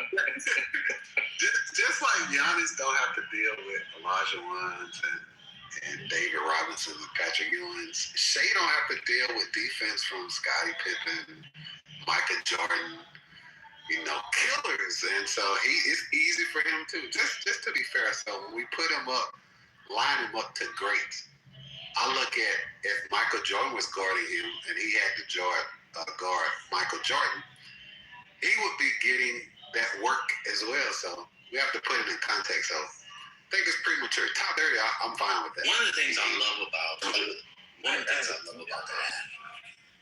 is when people think that the defense was better and you named Patrick Ewing. You just said that he didn't have to go up against Patrick Ewing. No, I'm talking about Giannis. No, I'm saying Giannis. I know, that's what I'm saying. It's busy. You think Patrick Ewing could stop Giannis Antetokounmpo? Oh, no. Not at all. The point, he would have to work on the defensive end because Giannis is not stopping those people I named. You're not stopping Patrick Ewing? Yeah, he's not stopping him. Okay. Do they play the same position? I just want to know for the record. I'm just asking. Patrick Ewing and Giannis? Yeah. Yes. They don't. Kevin, do they play the same position? No. Thank you. Why do people... 5, Giannis the 4. This app is the Mario, when we get to the Creto and the Republic and the reason and Sophocles' Oedipus being superior to Seneca's, then I'll ask you to chime in. You don't know basketball. Touche. You don't know basketball. I don't disagree. Who's the center for the Denver Nuggets? The center for the Denver Nuggets? Nikola Jokic? All right, and Patrick Ewing was a center, so they play the same position. What are we talking about? You're talking about Giannis. Are you drinking great wine? Jokic. You just said Giannis. No, I wasn't talking about Giannis. Oh my God. Did he not just say Giannis? He just said Giannis. He just said Giannis. Hold on, watch this. Either way, we're talking about foreign players. I got you. You should actually be rooting for the Pistons. I got you. Come on. You're moving the convo. Come on. Sorry. Okay, cool. So, what was your point about Jokic? He could play defense against who? Or they would have stopped him, or he couldn't stop playing against Jokic now? Because you said Giannis before. Don't worry about it. We can move on. No, but I think you're making the claim that the defending was better back then, or the offense was better from the center position back then? Is that what you're saying? No, it's not just defense. All of these people look really good. Who's a better defender, Rudy Gobert or Patrick Ewing? The guy that's taller, Rudy, he's taller, so he might. I don't know. I know, but you don't follow basketball. Who's a better defender, Hakeem Olajuwon? Historically, Olajuwon, but it could be coming up. Y'all got it. Well, yeah, you should be rooting for Fever. Yeah, man, I see why you stay on mute for a lot of the sports conversations. I got it. I see why you stay on mute, bro. You're 100% right, but for the sake of basketball, since you seem to like it, you want the Pistons to win because Orlando Magic. That doesn't do anything for the NBA and their low ratings these days. A lot of people have stopped watching basketball. But the Pistons, hold on. The lowest ratings. And imagine, and when we talk about these great basketball players, we're talking about like Canadians and Europeans. And I think, I don't know if is Cade an American? Hopefully he's an American because that's my whole point. Yeah, he's American. We should be rooting for these American superstars, Cade and Anthony Anderson because we're not talking about foreign. It's neither here nor there, but just because we're Americans, we should want these American superstars to flourish. And so you should. I'm saying all that to say, hope the Pistons win, brother.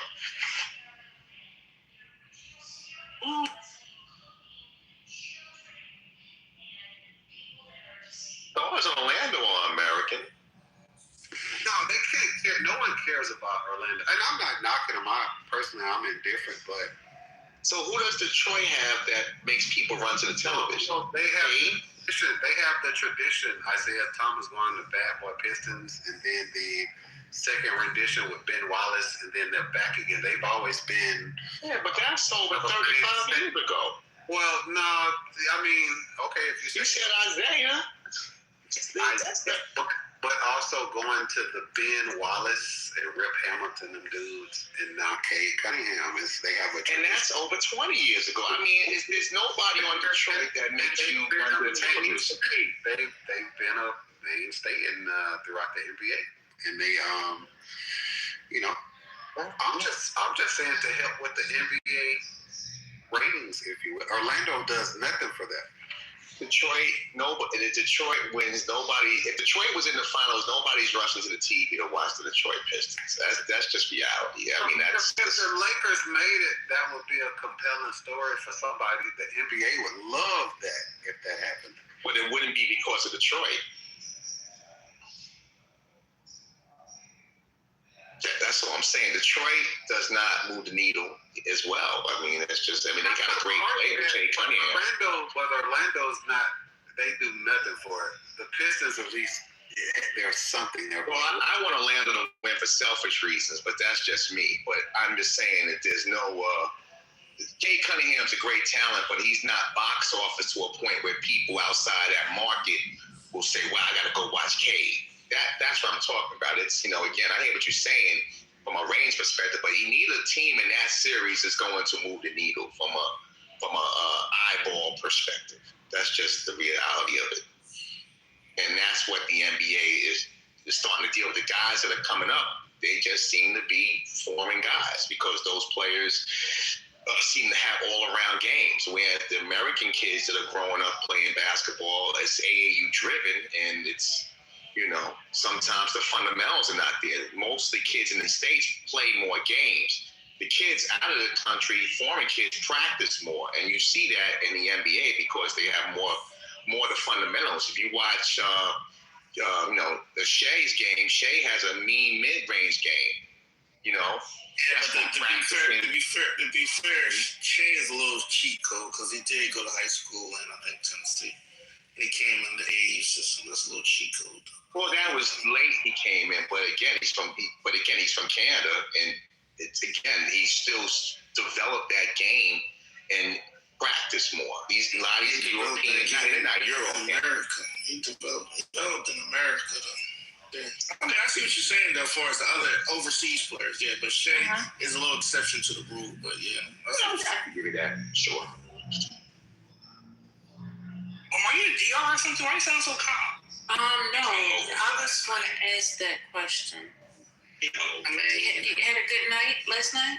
Hey, man, listen, man. My son committed on May 1st. Wait, your son committed last night, May 1st? He committed you? What hospital he put you in? No, he committed to university. Recovering black man who voted for Trump but feel bad. So he committed to university, so I'm feeling good. Congratulations, brother. Thanks, brother. Congratulations. Are you going to Temple? He's going to Drexel, Optimus Drexel. Oh, cool. I got people here. So that's what's up. No, you don't. Wow. So as the old guy, the square, the nerd, the one who lies about his life and everything, let me say this. Y'all got to get off this NBA ratings thing. This is not 1996. They gotta rate somebody, man. No, I mean TV ratings. Like, the ratings are going to be bad. That's not what the NBA ratings have been going down. Did that stop the last TV deal from being less money? It's not linear like that anymore, y'all. You got digital, you got streaming, you got online, you got IG, you got influencers, as Omar would say. It's a lot more dynamic, and y'all, this is not 1994, and we're going to do a Dream Shake special at McDonald's because of Keem. Come to McDonald's and get the Dream Shake. I shake you, you get chocolate vanilla shake. Like, it's not 1994. Yeah, last year's finals, the ratings were horrible. Guess what? Salary cap's still going up, revenue's still going up. Huh? Yeah, y'all gotta keep up. It's not so much the ratings. I think people like myself, but millions of other, I think we're just watching basketball and football. These sports, we're just watching them less, or just going to those outlets, YouTube, whatever, to get the, just streamline it more. So, you're watching it less because American masculinity is at an all-time low. You don't do sports. You talk about women and whether or not you should be paying for dates at the Olive Garden for $50 and still expect coochie. That's what you do instead of watching sports. I agree. Well, that's not my algorithm, but if people are doing that, what a shame. But I would imagine people are doing that. I mean, this is the age of that and OnlyFans, and again, to each their own. Not judging if anybody does that, but I was only making it because the NBA is concerned about the ratings. I don't care either way, but I was just bringing that out and making it more American. Cade and Anthony Edwards. These people are getting outshined by all of these. And I don't have a problem with foreign athletes, but I'm just giving reasons why. The Pistons and Timberwolves finals. That would be a good finals, man. Be two American superstars win a championship. That would be horrible. There are no superstars right there. Those teams. Yeah, Cade and Anthony Edwards, they're superstars, man. You think Cade is a superstar? Yeah. Okay. Well, he's superstar Jason. He's if he can beat, he's gonna beat Orlando, and if he beats whoever he has to play next and play like the Knicks or what's the other one? Knicks or the Sixers, then yeah, he'll be a household name at that point. You think, I just looked it up because I couldn't remember. You think a dude that went 24, 9, and 5, who's pushed to the brink against Orlando in round 1 as the number 1 seed, is a superstar adjacent? Well, they call, what's that kid from last year or maybe the year before, Halliburton. And he's not as nice as Cade. And he became a household name after that run. So yes, I think so, 100%. Nobody knows who. The only reason why people remember Halliburton now is because he was on a podcast talking about why he only dates white women. Ain't nobody checking for Halliburton. You think Halliburton is a superstar? Well, you know him. Well, yes. Okay. This is the same man who parades around as if he has children. Yesterday he doesn't. So we can't go by what he knows or what we think he knows. He's not a normal person. I got you there. And also, we found out a few days ago I'm on welfare. Hold on. Dan don't have children. And I'm on welfare, yeah. And I'll tell you what, man, this app, they come up with some stuff, man, don't they? I love it. He was saying, people say, just listen to it, man. It's just, it is so fascinating. The things, this is an app with about 80 people on it. Everybody knows who everybody is to some degree or another. And they just go, and it's just hilarious. But yeah, hey, Dan, right though. When I'm talking sports, I'm out of my lane. I'm more of a, I'm normally speaking more highbrow, so I may be speaking out of turn. I won't. Well, if you're a classicist, sports were highbrow. I'll mute my mic. Sports were highbrow in the Roman Empire. You know that. Huh? Well, yeah, that's how we get sports. They're barbarous. Football. It's make no mistake. Boxing. Make no mistake. These things are barbarous. Back then, the athletes were just killing each other. Let me ask you a question. But it's all the same stuff, though. So, what's your favorite? I asked somebody the other day, and they couldn't answer, but I know you can, so I'm actually legit asking. What's your favorite of the Sophoclean trilogy? If it's Sophoclean trilogy, do you have a favorite of the 3? Or you don't know, or you don't do tragedy? Yeah, I don't. I don't. Oh, okay. That's fair. That's fair.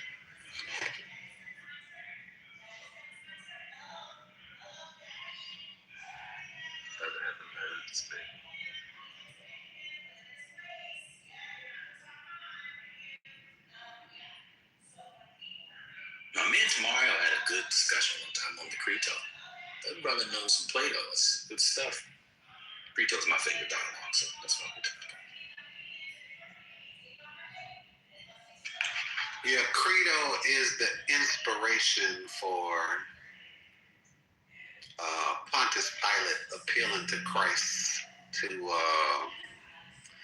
not face persecution for whatever judgment by the people, but in both cases, they stand on business or principle and accept their fate and die for their respective causes. But Credo was the original,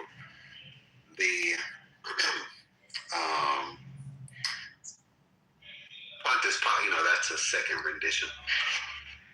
You don't think Socrates is a chump in the Creto? No,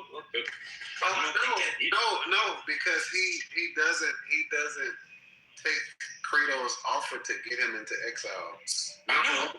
Number one, that would make him a hypocrite. He spent all of his life following virtue.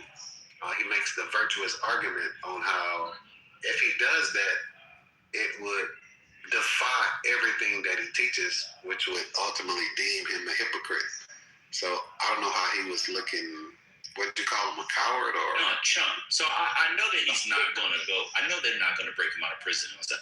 But like his reasoning, don't you feel like his lack of familial affection is off-putting? Like he never even really considers it. No, but he makes the point how, hey, I've been educated here. My children have been educated here. We have the world's best education.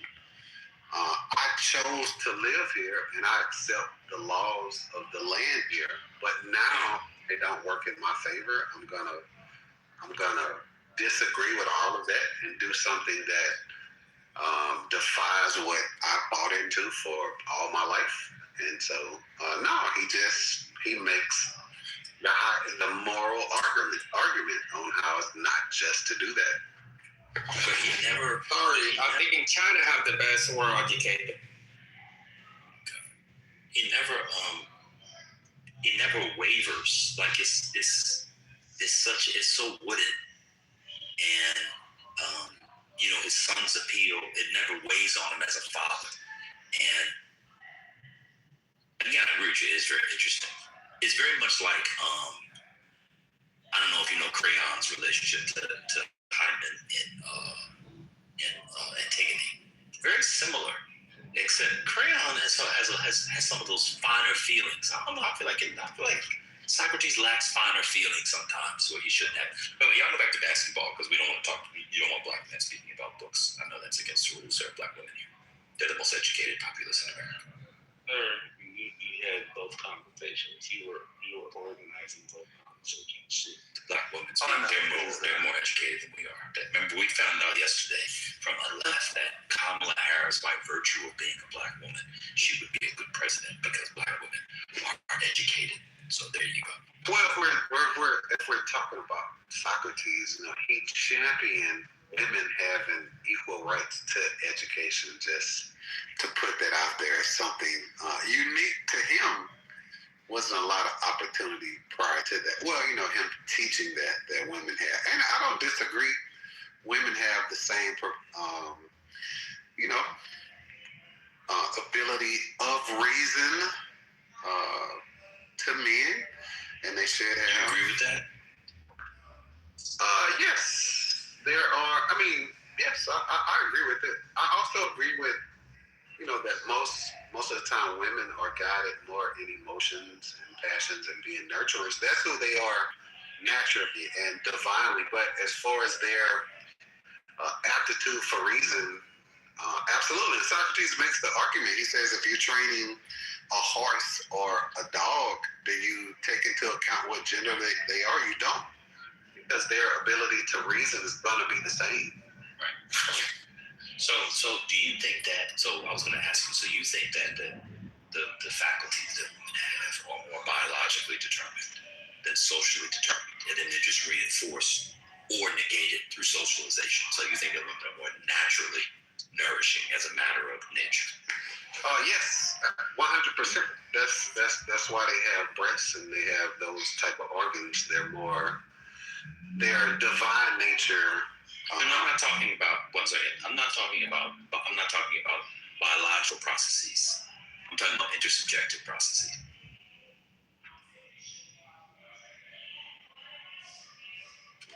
If you say so, babe. No, I'm asking you. I didn't say anything. I'm asking you. It's impossible to have a conversation on here. Whatever. Let's have this thing. I got it. I'm literally asking you a question. What do you mean if I say so? Man, who do you have in the finals? Let's go back to that. I'm asking you. Wait. Why? This was interesting. You know what? I'm sure Sandata and Dave will open up a question for you and Gildas to do y'all's minstrel show later on. I'll meet up. Man, I was trying to ask you. Get back on soccer cheese. That was pretty good. Yeah, it was interesting. Yeah, I was asking you a question about boobs, which is I understood that. I was talking about like motherliness, like parenting, intersubjective experience, affective life, social exchange. I was just asking. I thought it was a good combo. This app is so antisocial. You can't even build for more than 5 minutes, and people take offense to it. I apologize for treating you like a thoughtful, rational, informed, intelligent man.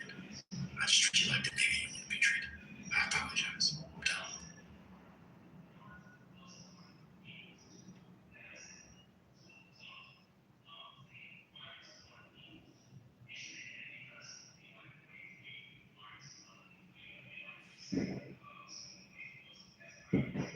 I asked dude a question, a basic philosophical question.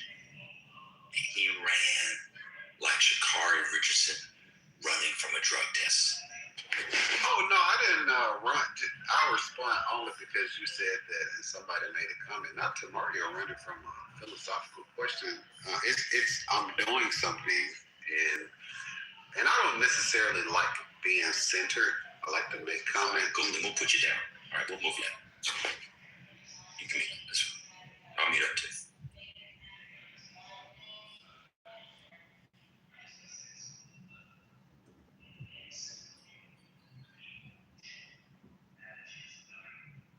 Mario said he didn't come here for all that today. I know. Dude holds rooms. So he wasn't prepared. I know. Dude holds rooms with 3 people reading translations. I used to sit and listen to him. Of Plato's Republic to people who can barely read. But somebody asked him a basic philosophical question. Now he got something to do. But when we was talking about balls and boys running up and down the court chasing balls in that time. But now the question is just, you got it. I literally just asked the question. That's insane. Now. I wasn't ready. Later today, he'll have a room explain to people with 8th grade educations why Sappho and Aristophanes are important for epistrophes.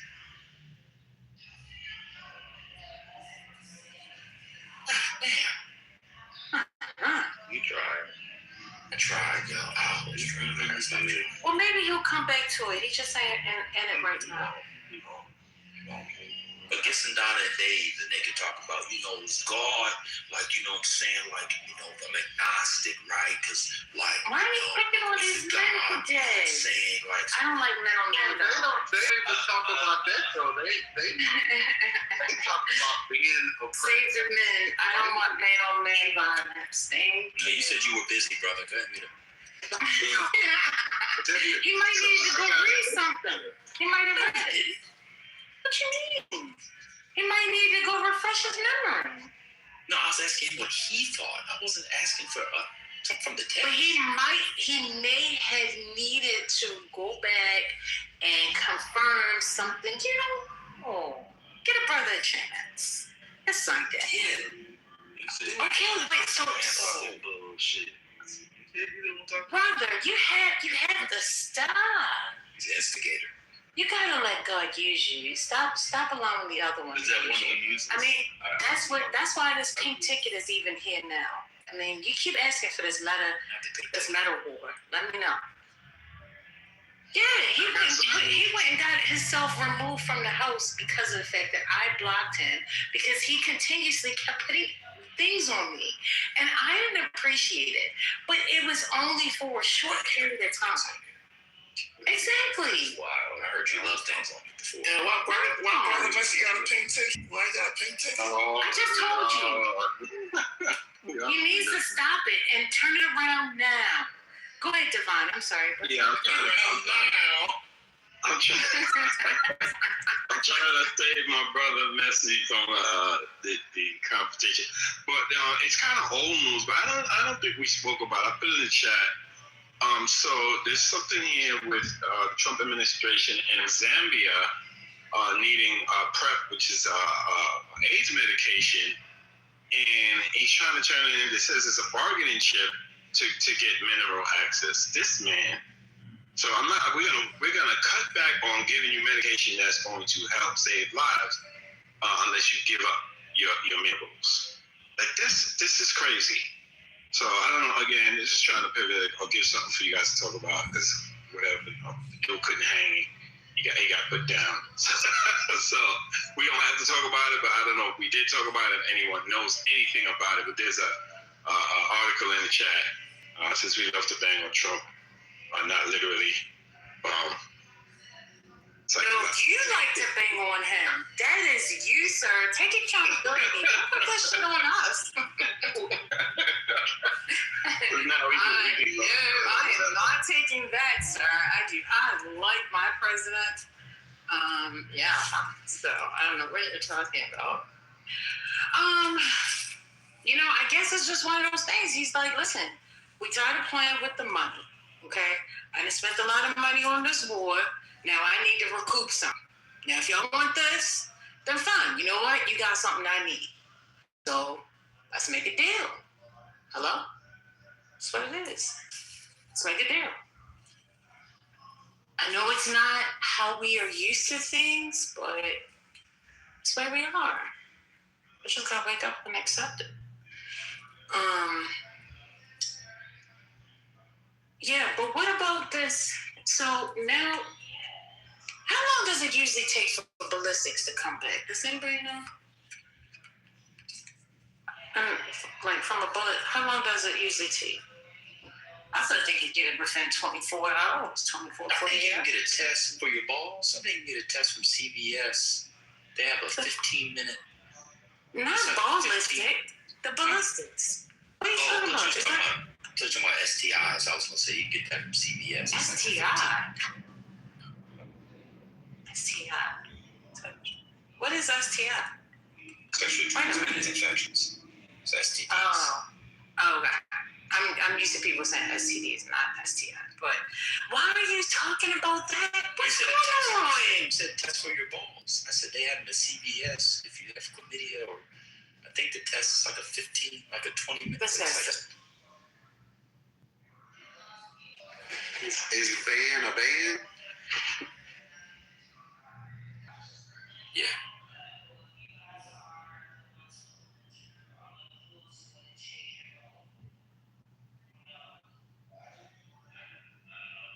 In the chat, shout out to Mel. He says Ghana pulled out of the U.S. healthcare deal for $106 million. Is that company the CEO got killed? Those people? Wow.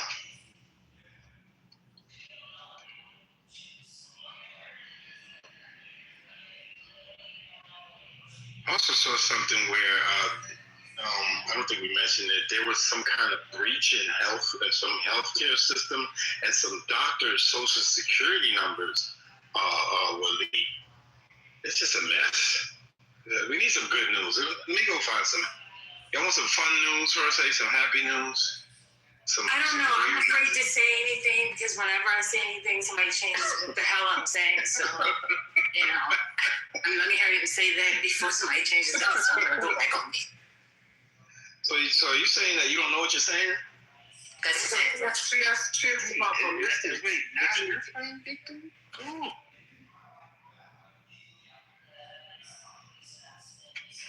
Did you need some ballistic results, like overnighted or something?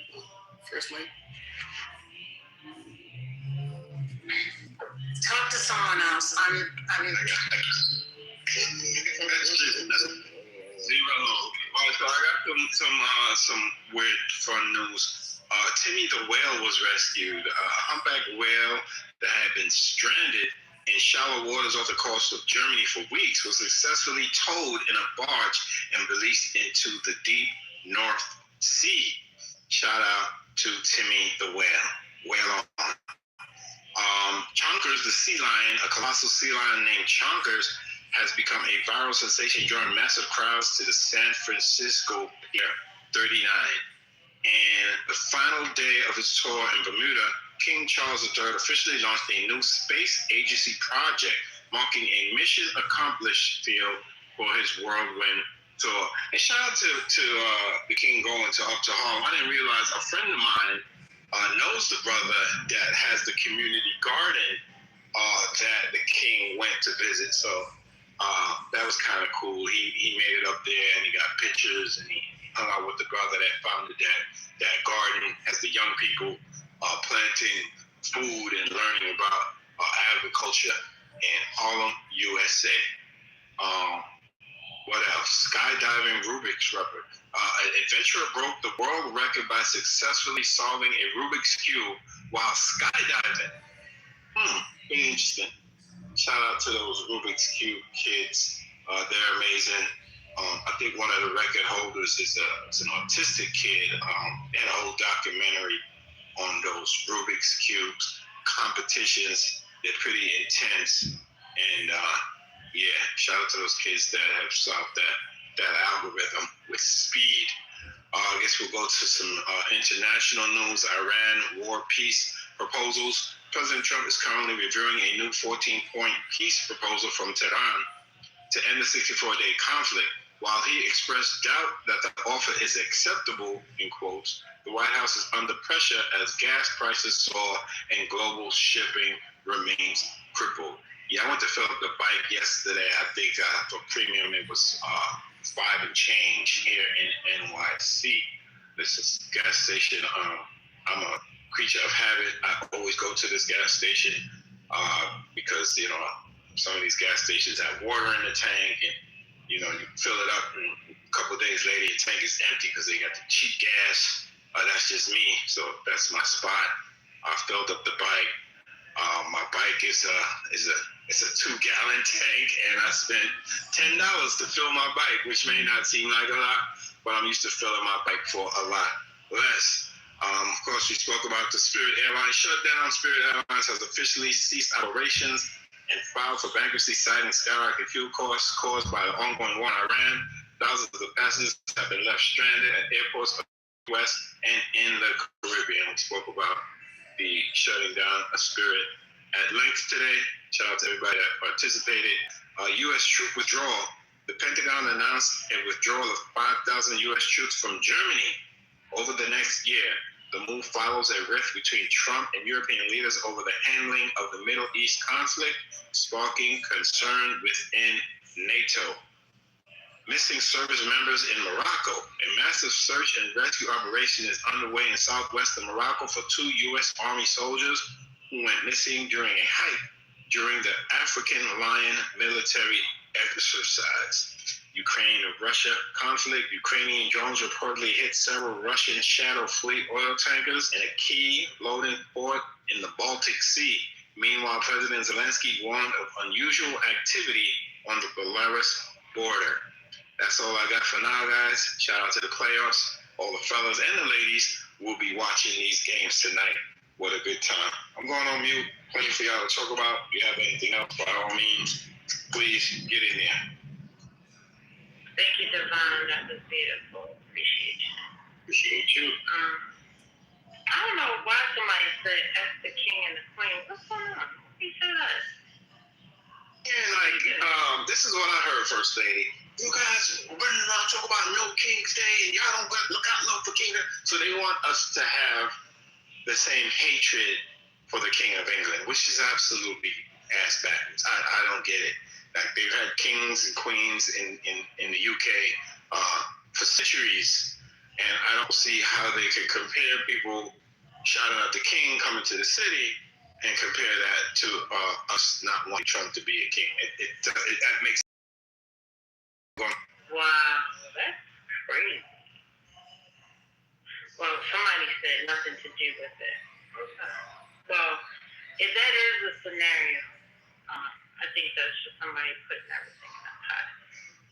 Hey, Doji. How are you? I'm fine, Princess. How are you doing? I'm good, thank you. Yeah, who has grabbed you as the King of England? Step forward and raise your head. I will not say so. Thou shalt be quartered. How are you on this wonderful Sunday? I'm good.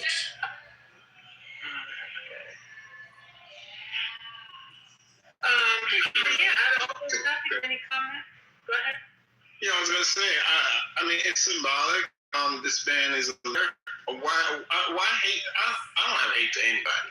But I don't understand the hate for the King of England coming to the United States. Is it because he took shots at the administration? He mentioned He mentioned the alliance with NATO. He's going against the grain, maybe. I don't know.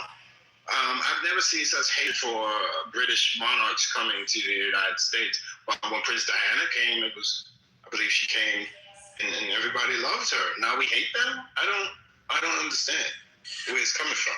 And he's also part of a constitutional monarchy. He's not an absolute king, which means his powers are checked.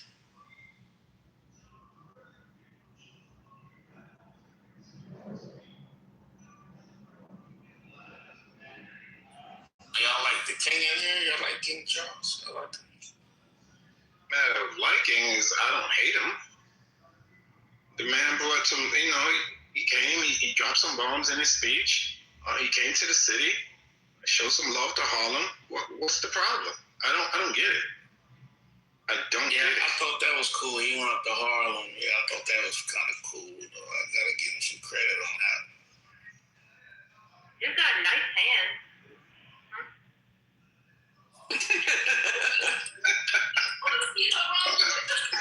No talking of the hands, please. It's got sausage fingers.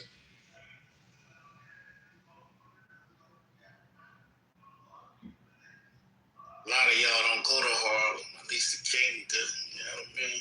Shut up, Omar. You talking about her saying you go to Harlem. You don't need to go to Harlem.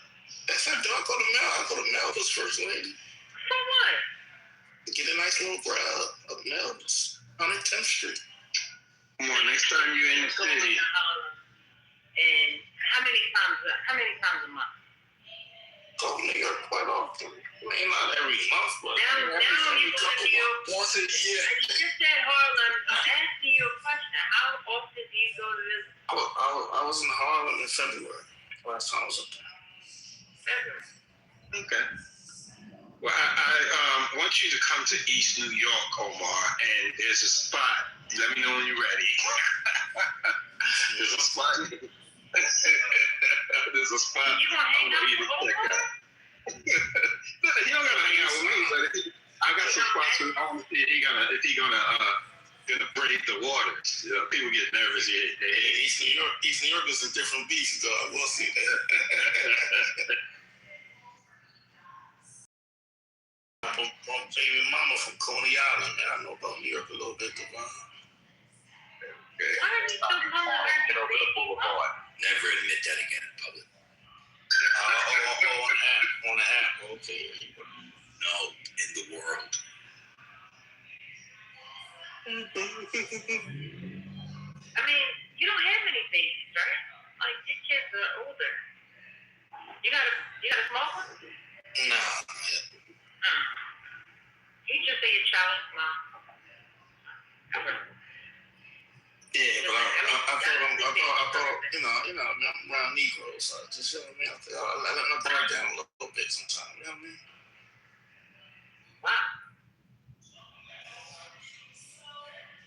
My homeboy, first lady, that has many mothers of his children, and so he rides too. So when we go riding, if we run into them, and it always bugged me out. He still calls and he says it to their face.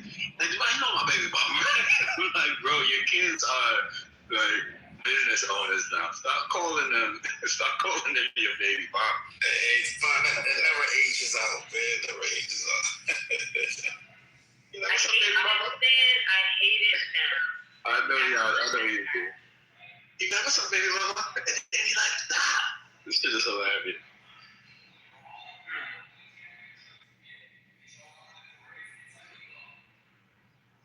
Well, anyway, they confirmed that Alan did let off the shot. That was the reason why I was asking the question, like, how long does it usually take for them to get that information back? And I'm sure you knew exactly where I was going, but for whatever reason, I was halted. And that's fine. I adhere. I'm going to be quiet. The stage is open. Talking about the correspondence shooter? Correct. Okay. Yeah, there's been some wild video. I saw a video. They show him going. I don't know if it's him. I don't know if it's Doctor. They show him going into a room. Yeah. And you see one of the agents with the dog, and he doesn't have anything that appears to be a long gun. And then the guy with the dog turns, kind of says something to him and turns away, and then he runs out with the gun. Yeah. I was like, wait a minute. Wait, what do we? They gave us that grainy video first, and now there's a clearer video. And I don't know. The whole thing is just strange. That's some color. But yeah, no, I'm just trying to figure out how long does it usually take for that information to come back from my own first case. I thought it was like within 24, 48 hours. But,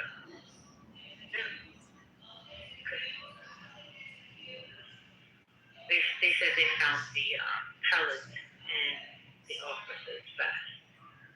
So.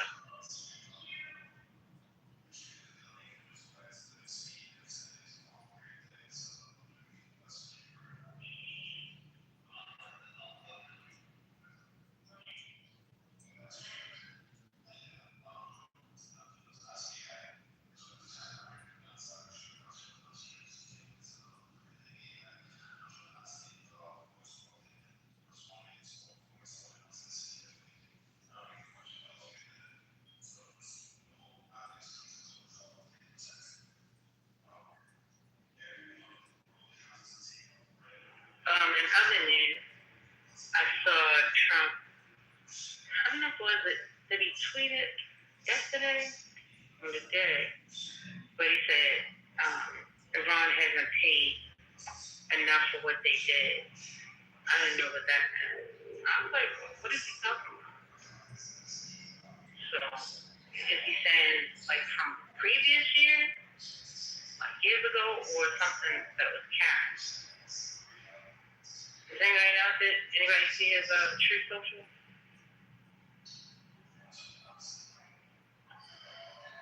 No? No? What did you say? What did you say? Those you saw, he sees everything. Yeah, if I said it, he said he will definitely say he saw it. But don't start with me, little friend. Omar. I know you said something along the lines of what's it called?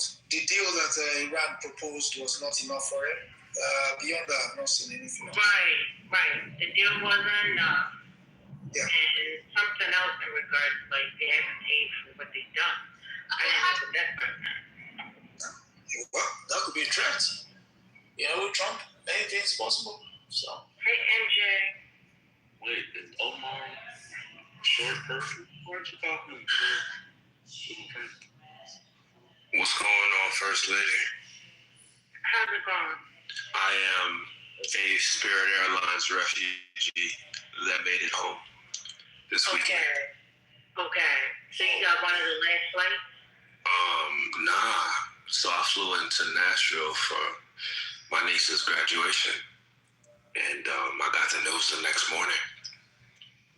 So I immediately jumped online and saw tickets that used to be $60, $70, Southwest, etc.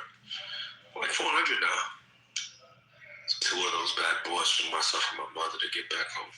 Dang. That was fun. But you know, it is what it is. So you already paid for your tickets? What do you mean, the Spirit tickets? Yeah, you come back home. Yeah. I had a round trip ticket to Nashville. Right. So, Wow. yeah, got the fucking notice in the morning. Not even a notice. It was like, you open the Spirit app. It's like, yeah, all flights have been canceled. You might want to find did something. Did it offer you any like accommodations kind of thing? No, I'm trying to see what's coming, you know, because I had to drop $1,000. You know. Did you pay for your Spirit through a major credit card? Yeah. Or was it like a debit card? It was I'm pretty sure it was with a credit card, so. Okay. I can't recall, actually. Shit. I think that's the first place you should try to contact. For sure. To get your money back. For sure. I mean, it's not the same, like, I'm going to get back a couple $100 because the round trip is so cheap, right? Right. But the $1,000 I had to pay to get home, you know what I'm saying? That's what really hit. That's where the pain was. So, you know. Right, but you were paying attention to that something was about to happen, right? You thought the bailout was coming? You know, and maybe it was the posturing of the crew on the flight going to Nashville. They were like, they really did not seem like a number of people that were concerned, and they were talking on the to other customers like, oh, these are just rumors. Everything's gonna be fine, type shit. It was really weird. The attitude. I could tell when. No, I believe that they believe. I don't believe. It's not like I believe them. I was like, this is the, you know, a lot of skepticism as to what was going on. But I had already purchased these tickets months ago. Anyway, yeah. So I was like, oh shit, let's keep our eyes peeled. But they really believe. In my mind, Spirit did a good job of convincing its employees that everything was going to be all right, which is wild and foul to me. Just judging off of the way that they were posturing, the way that they were moving, you know, really. I mean, maybe they were saying what they, you know, because they was hoping that somebody would come through. Yeah, probably. I'm just saying they did a great job of keeping that crew thinking everything was straight, because there was no indication whatsoever from anybody's just the way that they carried themselves that anybody was really concerned about something like this happening, you know? Yeah, all the people who didn't believe it called out sick. But that's crazy. They let y'all like y'all was at a Trump rally in the middle of nowhere. Bruh. Nasty. I'm like, man, this could have been a better way to roll this out. They could have rolled it out in a way it was like, yo, man, look, we're not gonna take any more reservations. You know, we're gonna continue to. I have a hard time believing this was the only course of action in this scenario. You know what I'm saying? This is just fucking wild. But it is, MJ. We were talking about it the past 2 days, and it's like we're learning more and more where this has happened before. They filed for bankruptcy several times. They were in talks with JetBlue. They were in talks with the government. So maybe they thought, you know, there would be a last minute effort to save. Like, oh yeah, this happened before. We'll be all right. We also learned they've been around for the 60s under various names. Yeah, and it's sad the way it happened. Just glad you made it back though, brother. Yeah, man. I wasn't gonna get stuck out there. Has the government ever offered any private organization like for 90% of its control before that y'all know of? Yeah. We have to do some research on that one, Arthur. What's up, brother? Yeah, I'll poke at it.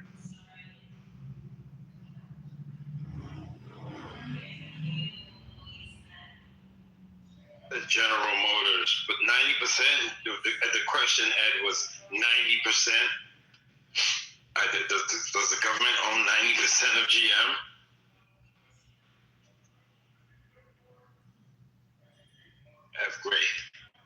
Evergrey, what you say?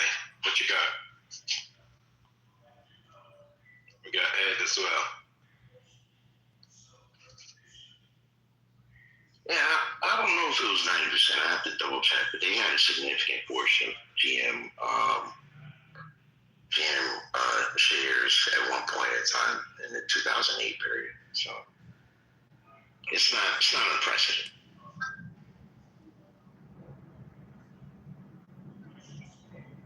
I think Spirit should have just changed their name to 47.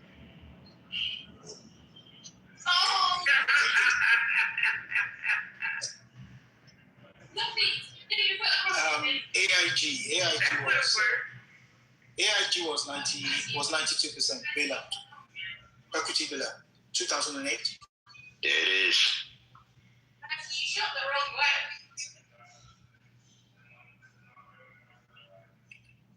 Brother Ben, I don't know if you're speaking. I see you off mute, but we don't hear you. Okay.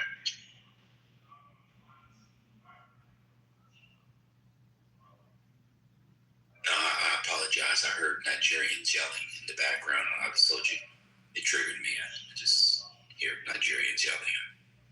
I was ducking for cover.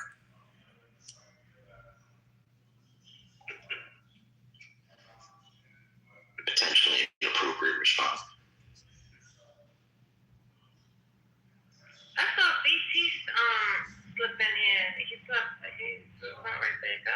Wait, can you say that again and just say word for word what you just said? Say exactly what you said. Exactly what you said. Just say that again. I said I saw BT slip in here. You can stop right there. I got the clip. Thank you. Oh my God. What did you clip? See, I didn't catch it at first. Say it one more time. No, I saw. He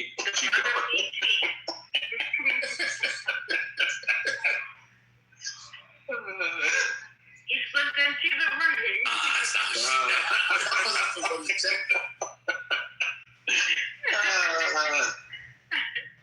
Well, anyway, did you ever get part 2 of that that clip thing?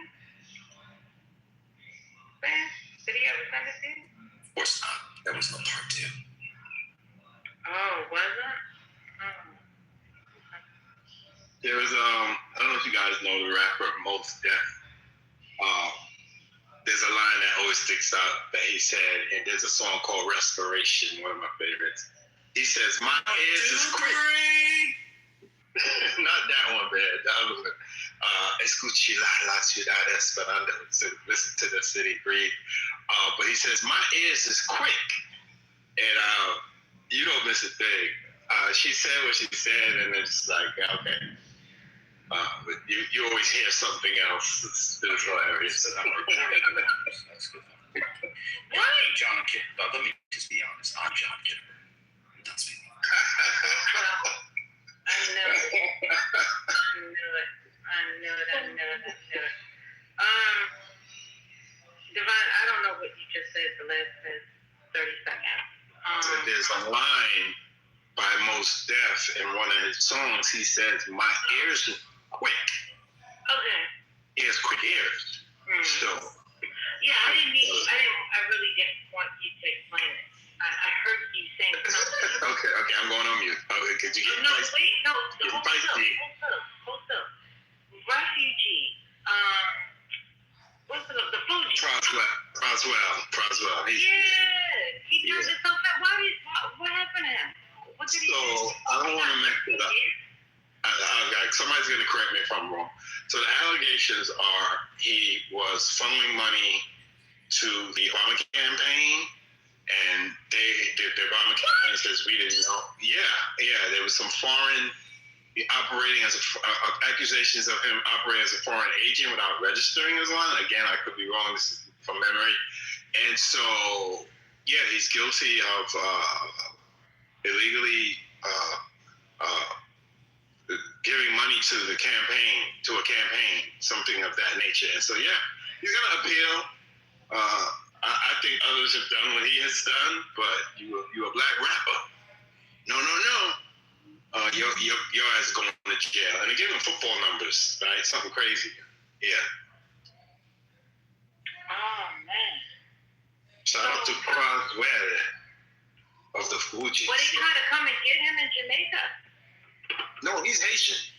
He's Haitian. So he was over at Haiti. No, he was here. He lives here. No, they said he returned back to the United States. He was somewhere else. He wasn't here. Oh, damn. I didn't know that part. Yeah, he was like on the run. They'll pick him up. It's up Finn on Friday or Thursday. Yeah, he turned himself in. I'm just saying, anyway, whatever. There's no way you can go and run here. I mean, most of the countries, they have this arrangement with the FBI. They'll just turn up and pick you up. So. Prosecutors allege that Pras received $100 million from fugitive Malaysian businessman J-Lo to influence U.S. government officials, including lobbying against an investigation into the 1MDB scandal and aiding the Chinese extradition case.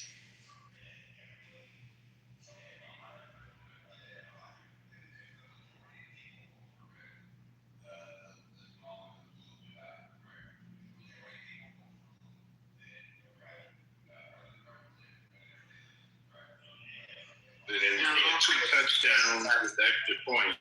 So 15, 16 years. That's crazy. Croswell. He wasn't the most lyrical out the group, but he has some joint. Yeah. That's an understatement, Divine. Come on. It's 90 degrees underneath palm trees. That's I burn my calories. Come on down. Come on, bro. So wait, did you like him or did you not like him? I don't get you, Arthur. I mean, he wasn't even like he anchored them down, yeah. I mean, he helped them out, but yeah, he wasn't the best at all. Well, okay. Breaking news in the chat. Oh my, which Matt is that? Nah, I don't believe you. If it was Matt, go ahead. What is it?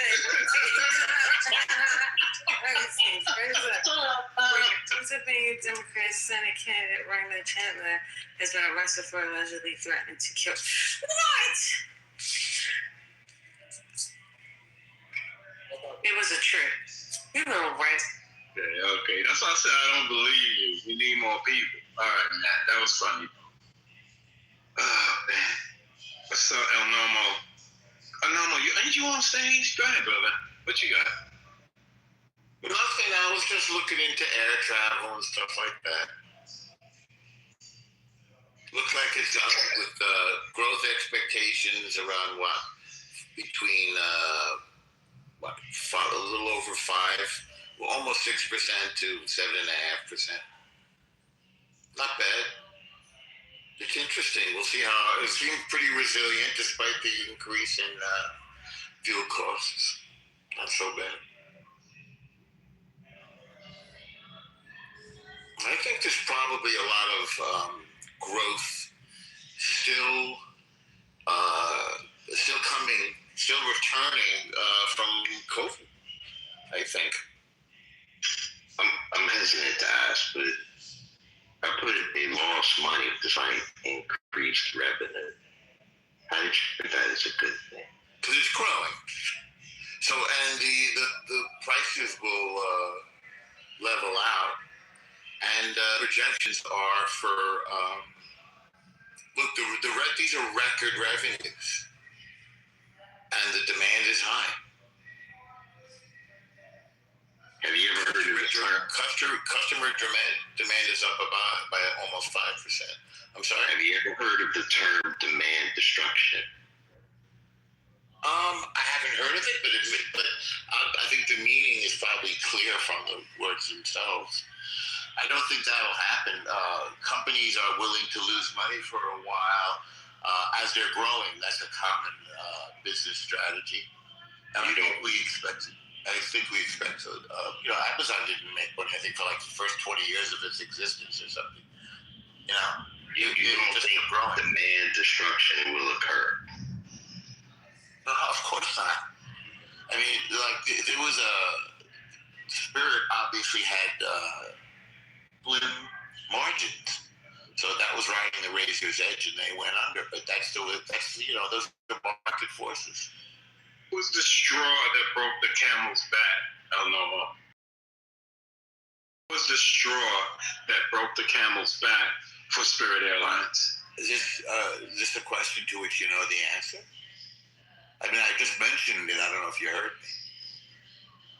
Yes and yes. It was fuel prices. Of course. It was fuel prices. That's what we're discussing right now. Are we? Yeah, indeed we are. I never heard you use the word fuel prices. I did not hear that come out of your mouth. Well, you should have been listening more closely. But Am I bugging? Did anyone hear him say fuel? You'll catch on. Oh, yeah, you'll catch on. I don't know why I'm engaged. All right, you got it. Because people like to try their wits against me. That's why you're engaging. I mean, you are, and many are, determined to snatch defeat from the jaws of victory with this war. That's what the context is, obviously. And, I think it's pretty. Wait. Say that again. What did you hear me say? I think you called the war of victory. What did you hear me say? That's why I want you to say it again. You didn't hear anything? Say it again. Why? Repita, por favor. ¿Por qué? Say it again. Hold on. Say it again. What do you think you heard?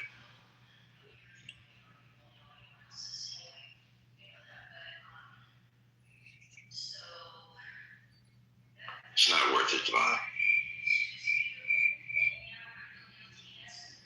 I said people seem determined to snatch defeat from the jaws of victory. It blows my mind. Huh? Snatch defeat from the jaws of victory. Yeah, you never heard that before? Explain that. No, I've never heard that in my. Say it again. What does that mean? Okay. Well, the expression is snatching victory from the jaws of defeat, and that means it looks like you're losing, but then you win, maybe by surprising margin or something, or just surprising. Have you heard? What are you using that? What are you using that in comparison to? The war in I'm not comparing it to anything. So you're just saying that. What does that have to do with the conversation? Oh dear. So rising fuel costs are one of the costs of the war, right? Yeah. Do you understand? Do you get that part? Totally crystal. Go ahead. Keep going. Okay. And people are focusing on that as a negative consequence of the war, which of course it is. However, I think it's very small-minded and short-sighted. And so we discussed one of the possible impacts of increasing fuel prices on air travel. So, and obviously the failure of Spirit Airlines has been in the news, and which was obviously a low-cost, kind of low-margin, cheapo way to go. And so I looked into it a little bit because I just did some air travel and the planes were packed, and found that it's growing. What's growing? What might be counting when we hear headlines and hot takes from the media. It's important to think critically. It's important to think critically about the hot takes and quickie headlines that we hear from media outlets that are biased. So I always like to consider alternative explanations. Just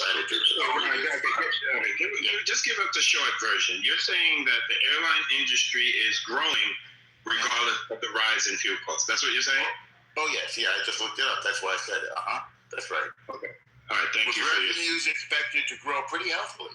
Did you say that profits were growing? Is that what you said? No, I said revenues. I put it in the chat. Are revenues the same as profits? Why do you ask? I'm just trying to understand. I don't understand why. What do you think is the answer to your question? I don't understand why 47. I don't understand why 47 airlines went out of it. Okay, I don't know 47. I know Spirit, and I know we have some 200 passenger and commercial air carriers because I looked that up earlier in the day. So is it possible for your revenue to go up and still lose money? Of course. And that's when I mentioned Amazon, which I don't think was profitable for the first 20 years or so of its existence, but it's a not uncommon business strategy to keep growing. In the case of this airline industry, why would the market be constricted and then revenue be going up? How do you explain that? The market is not constricting. The market is growing. That was what I just added to the conversation. How can the market grow if Spirit has just left the market?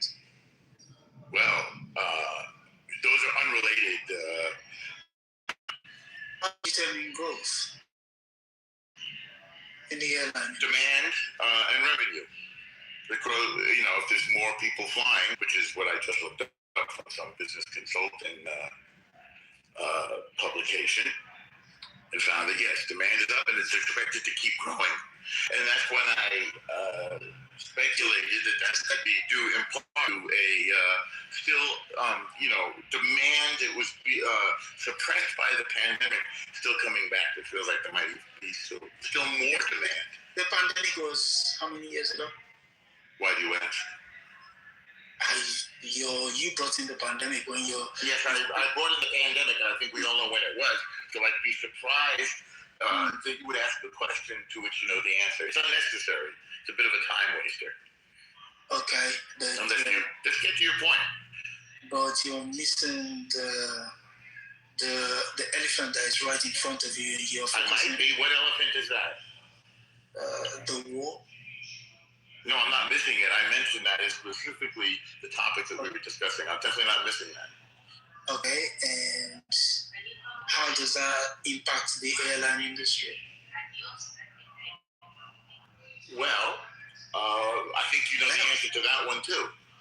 So if it impacts the airline industry, how do you determine growth in the same airline industry? How? By the numbers. What else? That's why I put it in the chat. Read it if you like.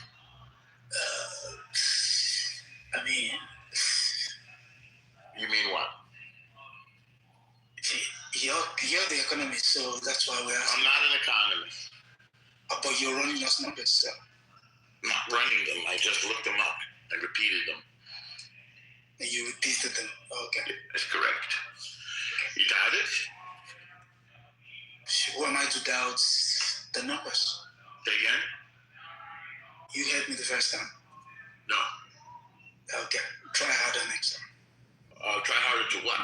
I made my point. You're questioning it.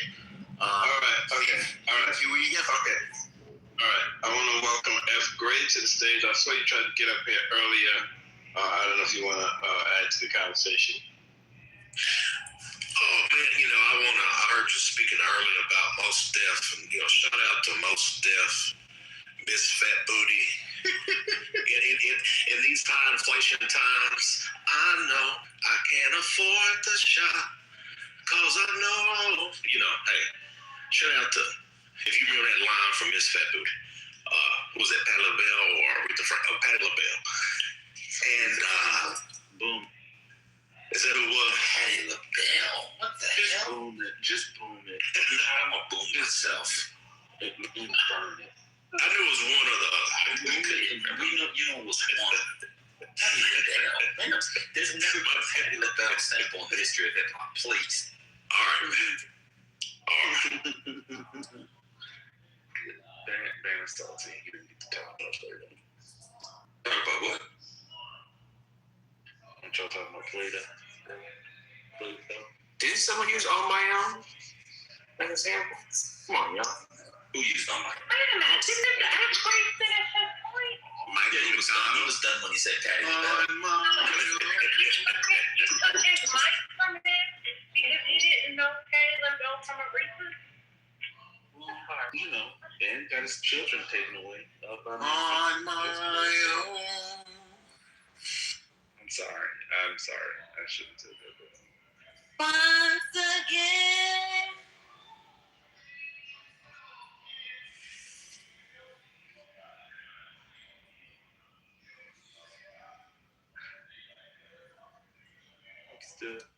Anybody know why Mos Def didn't continue acting? Because he's not good at it. I knew somebody was gonna say it. I knew it. Oh, nasty. All right, so there's a website called Who Sampled. Why? Check it out there. Brother, you're not nice. You're not nice. I did really nice. I'm that cool kid. Like, even in, what was it? There was another movie. Was it The 13th Hour or something? It was a Spike Lee movie. He did with Ethan Hawke. 25th Hour, I believe you're thinking of. It's something Precinct, I think.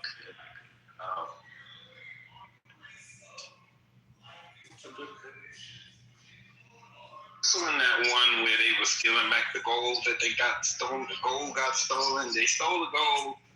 And Italian Job. Italian Job. The Italian Job is good. With the Mini Coopers. Yeah. They were supposed to have another one. I thought they would have a second one. Introduced the Mini Coopers riding through the subway. Yeah, the updated one.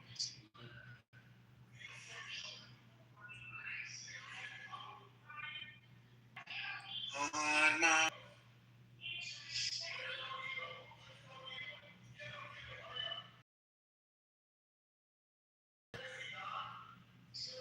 Yep. Patti LaBelle, If Only You Knew. Sampled by Busy Bones, Twister, and Taint. You got it, Austin. You got it. No, I had to look it up. I had to go to Who Sample. I had to go to Who Sample to find it. Awful clarity. How much I do need. I get it. Art doesn't have an Academy Award.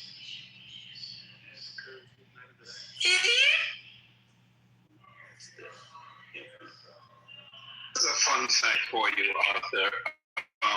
Nas' first single, Ain't Hard to Tell, sampled Michael Jackson. Said, you could sample the song, but you cannot curse on your record. So if you go back and listen to Nas's Ain't Hard to Tell, there's no curses on that record. And another rapper that refused to curse, go through the Will Smith catalog. Will Smith did not curse in his records. Yeah, he was known for that. It was clean language. Stop you right there. The Will Smith catalog, that stuff.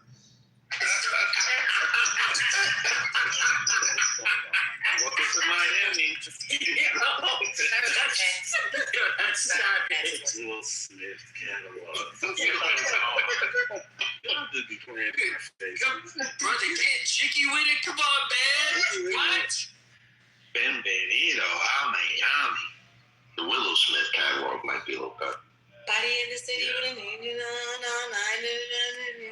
What my heart back and forth? Miami. Okay. All right. So you got two songs. Name two more. Come on, like Summertime. You just don't understand the Wild Wild West. Wild West. Not what was this? just the two of us. Yeah, see, you got a couple joints, brother. You had a couple joints. Oh yeah, not too much on Will Smith here. Nothing on Will. Yeah, you can get slapped. You can get slapped if you say something about his wife. Another fun fact, forget his name, but Lady Gaga's manager, somebody help me out if you know the brother's name. Damn it. He told me, Akon? No, Lady Gaga's manager, short black dude. He's definitely has a couple of artists under his belt. He's from Philly, short dude, black dude. Okay. He started out because he had Eve as well. Eve's a rapper. And he told me his story. He's like, bro, I used to have to he was like a PA, personal assistant to Will Smith, way back. He's like, man, I used to have to wash the cars, take care of the dogs. He's like, man, I paid my dues in this shit. So Troy Carter, see, he came to me, still got it. Troy Carter, my man, Philly. Yeah, he blew up on. He got it out the mud. Starting out as a personal assistant to the brother Will Smith. Need to get getting cute. Speaking of personal assistants, has anybody heard from Farnsworth Bentley?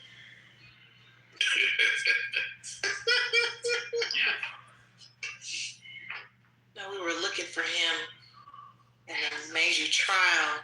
He was talking during that time. I didn't see him. Well, I need to say something. So, y'all allowed brother to a man who doesn't know anything about popular music, doesn't know anything about hip hop. You allowed him to color your unfair censure of Will Smith's catalog. Let me say something. Out of 10, yeah, no, please. You got to get yours off and then get mine. Pause. Take that. Hey, thank you, Ed. It's a solid 6 out of 10. Let me give you some songs. Summertime. Let me tell you something. Anybody between the ages of 33, 34, and 60, they might be listening to Summertime on the way to heaven. All-time great summer jams. All-time great song. This is an all-time song. Y'all didn't even mention Summertime. You was too busy following brothers leading cackle. No. Excuse me. Too busy cackling.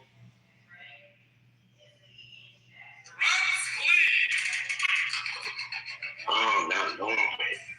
Summertime. Already factored that in. I said name 2 more. There are 2 more. Parents just don't understand.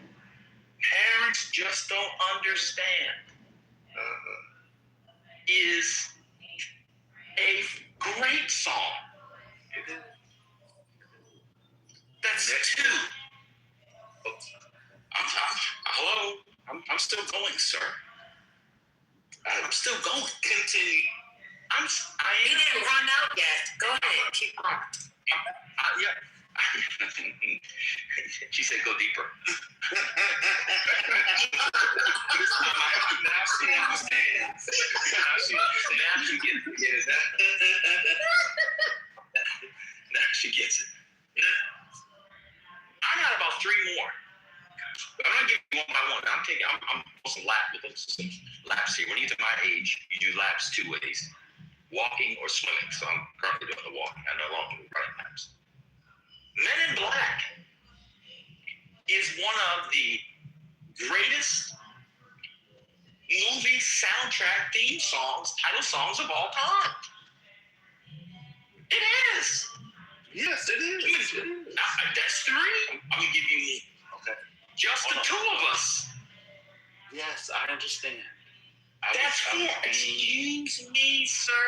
You had Arthur cackling like they brought back the blue cup for 50 cents on 138th Street.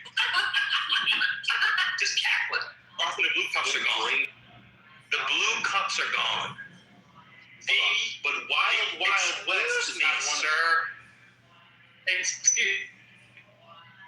Mention Wild West. I mentioned Wild West, sir. They did. That is not. You asked them to name hits, though. This is my. We need to call it the theme song to Prince. What's the track? You come back around for that next lap. You going in it. The theme song to Fresh Prince, arguably the greatest of all time. Hello? Hello? To the theme song. Oh, now you want to That's a fact, sir. That's a fact. That's a fact. Carry on. Carry on. The theme song to Fresh Prince. Hello? We said yes. That's 5 songs. It's almost a catalog. See, the problem is you people thought you could come for Will Smith. Oh, God. And you can't. Now, sometimes he might act bizarre. They ask him how he bite off so much and chew it. Huh? He's an action star. Sometimes he might act bizarre. His catalog is a 6 out of 10. Y'all laugh like it was a 1. The last concert that Brother Messi went to was to see Shirley Caesar when she was still dating men. That was in 1978. She was still dating men. She's not dating men. Yeah, she is. No, she was not. Yeah, she is. She's lesbian. What? Shirley. I mean, she's not open, but yeah, she's like, everybody knows that. Yeah, that's the last concert he went to. He's like, where is your faith? That's the last t-shirt he got at a concert. This is nasty. I'm not going to tell you which was my last concert. You don't need to know. I know what it was. It was Trolls Live.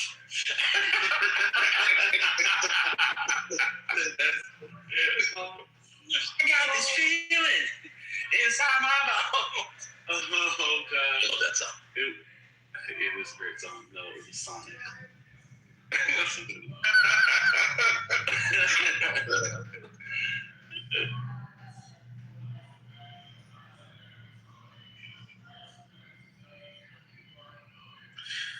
Yo, another joint off that first album, Brand New Funk. Yeah.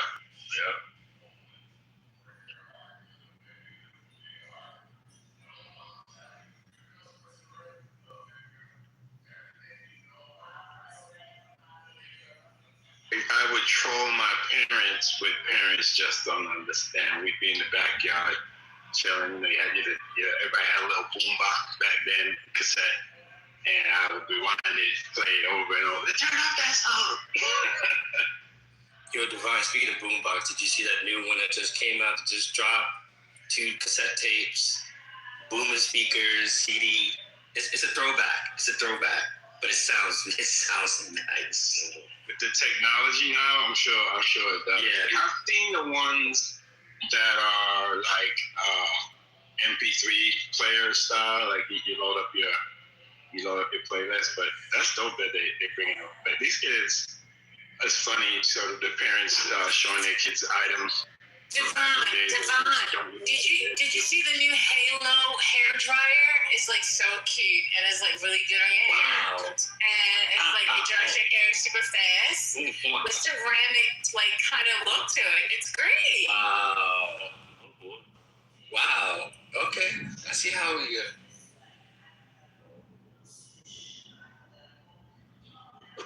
That was violent. And Divine, one more thing on Will Smith. The irony, this is going way back, the irony of this silly song he had called I Think I Can Beat Mike Tyson. One of the people in the video was Chris Rock. F, are you leaving us, brother? Say what? Are you leaving us? It sounds like you're about to die. Come on. I'm hanging on, man. I'm hanging on. I'm reminiscing. I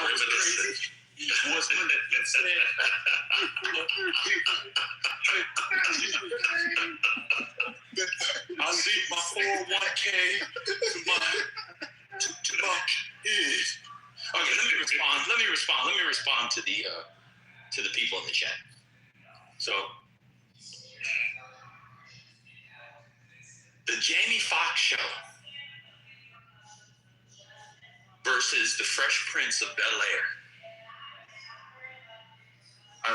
It's sort of like, I mean, it's sort of like, I don't know.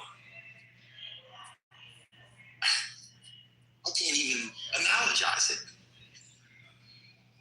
I said, no. See, that's what you want to do. You want to segment things. You see, you want to segment things. No, we're not going to say, what did I say? The claim I made was, he's the greatest total package. So the gap between the TV show, first of all, the Jamie Foxx show is bad. And he's arguably the worst in it. He's not good in the Jamie Foxx show. It's a bad show. So the gap from the TV show means I've already won. There's my defeater. So I would like to respond. I am willing to accept the argument that the catalog of Will Smith is much better than I made it out to be. Yeah, I'm okay with that. And I think 6 out of 10 is appropriate. I'm okay with that. Okay. Now hold on, 1 second. Wild Wild West, terrible song, is not a submission to make the argument. You didn't make that, but others did. The Wild Wild West. That's insane. Just because they played it a million times with that whack ass movie, which was a blockbuster, doesn't mean that was a good song. No, I agree. Well, before you go, Ben, I just want to say, brother, now the way that you can concede to that is the same way you get turned that pink ticket in. I'm done speaking. Go ahead, sir. I was going to put that'll never happen. I'm not worthy of membership. And that's fine. You'll just go back on a black list periodically. That's it. Well, I appreciate you, brother, because I was the one that brought up Will Smith, and you snubbed me when I used the word catalog. So I appreciate you. that was just to get a quick laugh. No, he does. He is good. I mean, summertime is a permanent fixture on my summer jam list. Absolutely. Right between going up yonder and the Potter's house. I listen to secular music. Let's transition to the Will Smith secular music, because there's nobody here who will admit that Jamie Foxx has an indispensable song. They'll fight you. That one song that he had, Slow Jam. Salute the Van Gogh. No, that's not it. That was a Kanye song. That's Twister. What about the Ray soundtrack? Maybe something from that. You mean Gold Digger? You talking about? I think Ray Charles gets those. Yeah, people putting unpredictable. This is what y'all do. I'm talking about I said an indispensable song, not a song you like when it randomly comes on the groove on Sirius XM radio. That's what they came. That's how they came up with the Wild Wild West. So summertime quite literally defined an era and a time. When we hear summertime with drums, please. I just transported some of y'all back to 1998. And Girl Finally Let You Touch Your Titties. It was just, see what I'm saying? We can all get transported back to that. Huh? Said the good old days. Yeah, exactly. I'm not saying Jamie Foxx doesn't have very good songs. I said indispensable. Anybody between the ages of 30 and 55 cannot do an all-time summer jams list without summertime. You can't. Unpredictable is great. It comes on Sirius XM radio. You're like, oh shit, I love that song. Cool. Let me continue. Unpredictable, slow jams, and the Ray Charles songs. Somebody name another Jamie Foxx song in 5, 4. I think it's called Rose. 2. How'd that go? Huh? Can I call you Rose? Yeah. Can I call you Rose? From the three. Wait, can I call you Rose? Wait, how's it go? I don't know. I gotta get it for you. Yeah, exactly. So there you go. Yeah. Anybody thinks Dr. Cassidy said, if you think slow jams is indispensable, that means you have such nigga ears that when you use a Q-tip, it comes out black. That is just nigga ears, as Chris Rock would say. That is not an indispensable song. But I do like it, to be fair.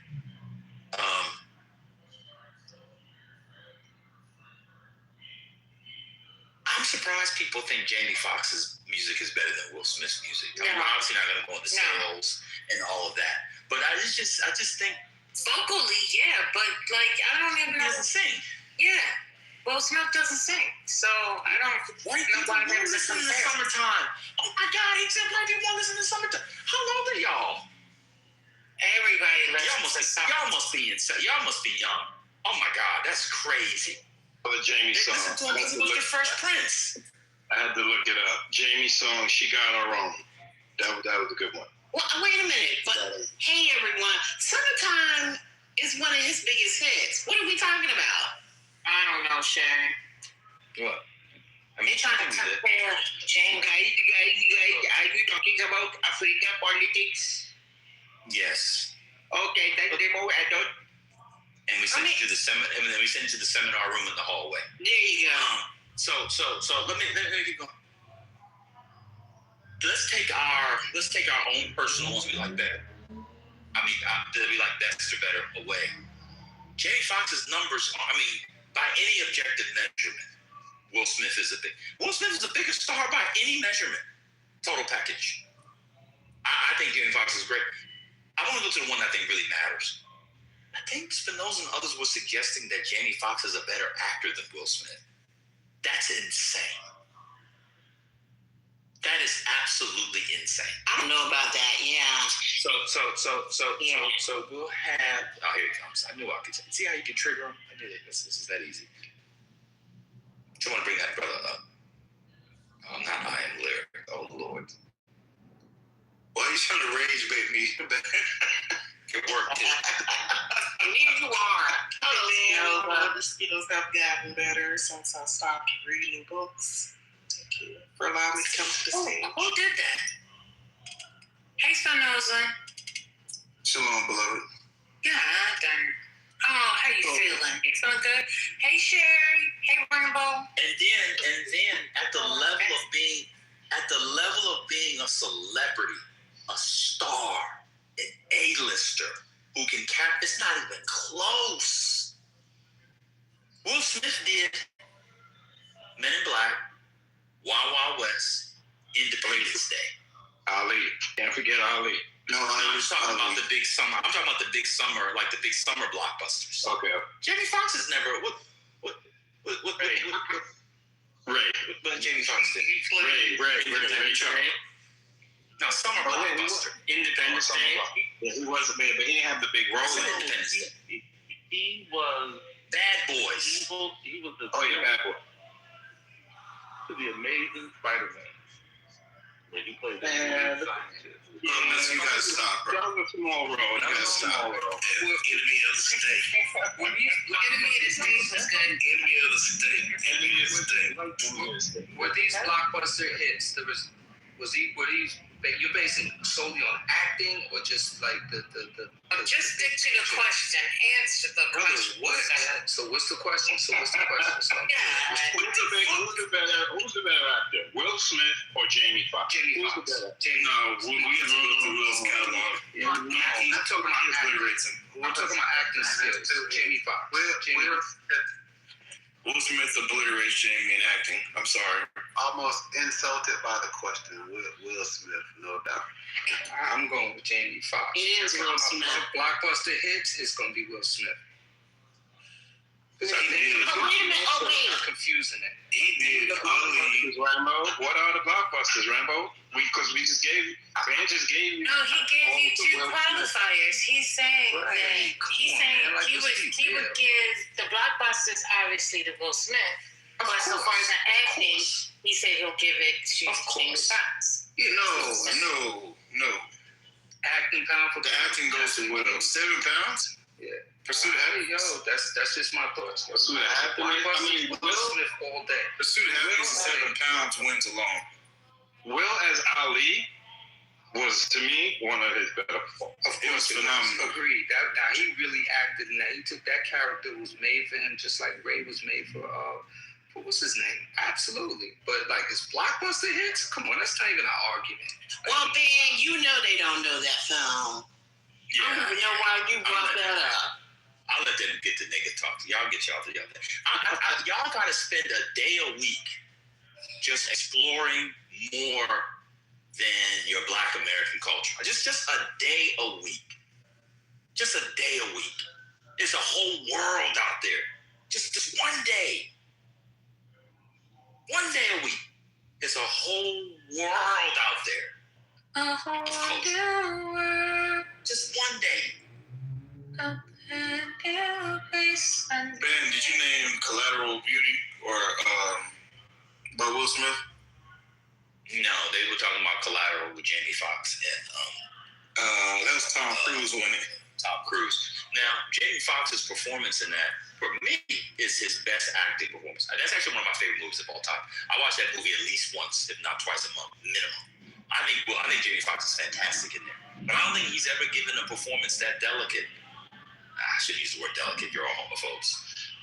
He's never given a performance like that specific and nuanced ever again. I think Jamie Foxx is incredibly talented. He's my number 2 on the list. But total package. Let me ask you a question.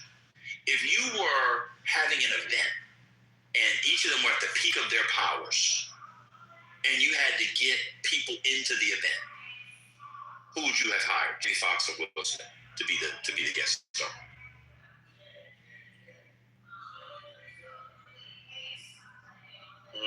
Will Smith. Hello? Obviously. Yeah, Will Smith. I mean, the real defeater really is, if you say everything's a wash with Jamie Foxx, the Jamie Foxx show is literally 30 rungs beneath Prince of Bel-Air. Like, literally.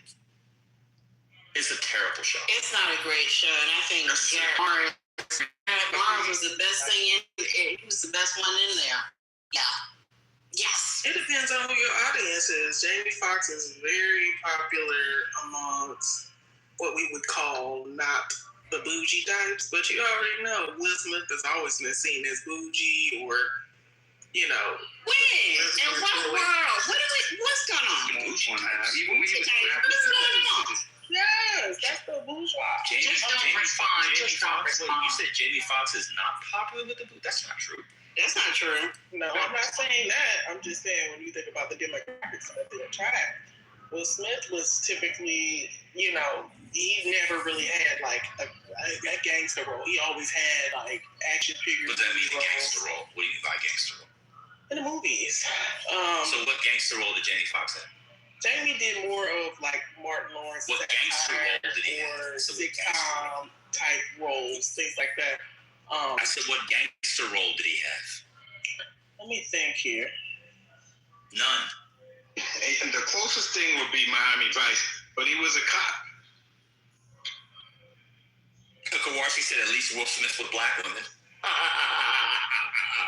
That's a defeater. There's the defeater. I'm done. There's the defeater. Thank you, Kawarski. Jamie Foxx had never seen a snow bunny he didn't like.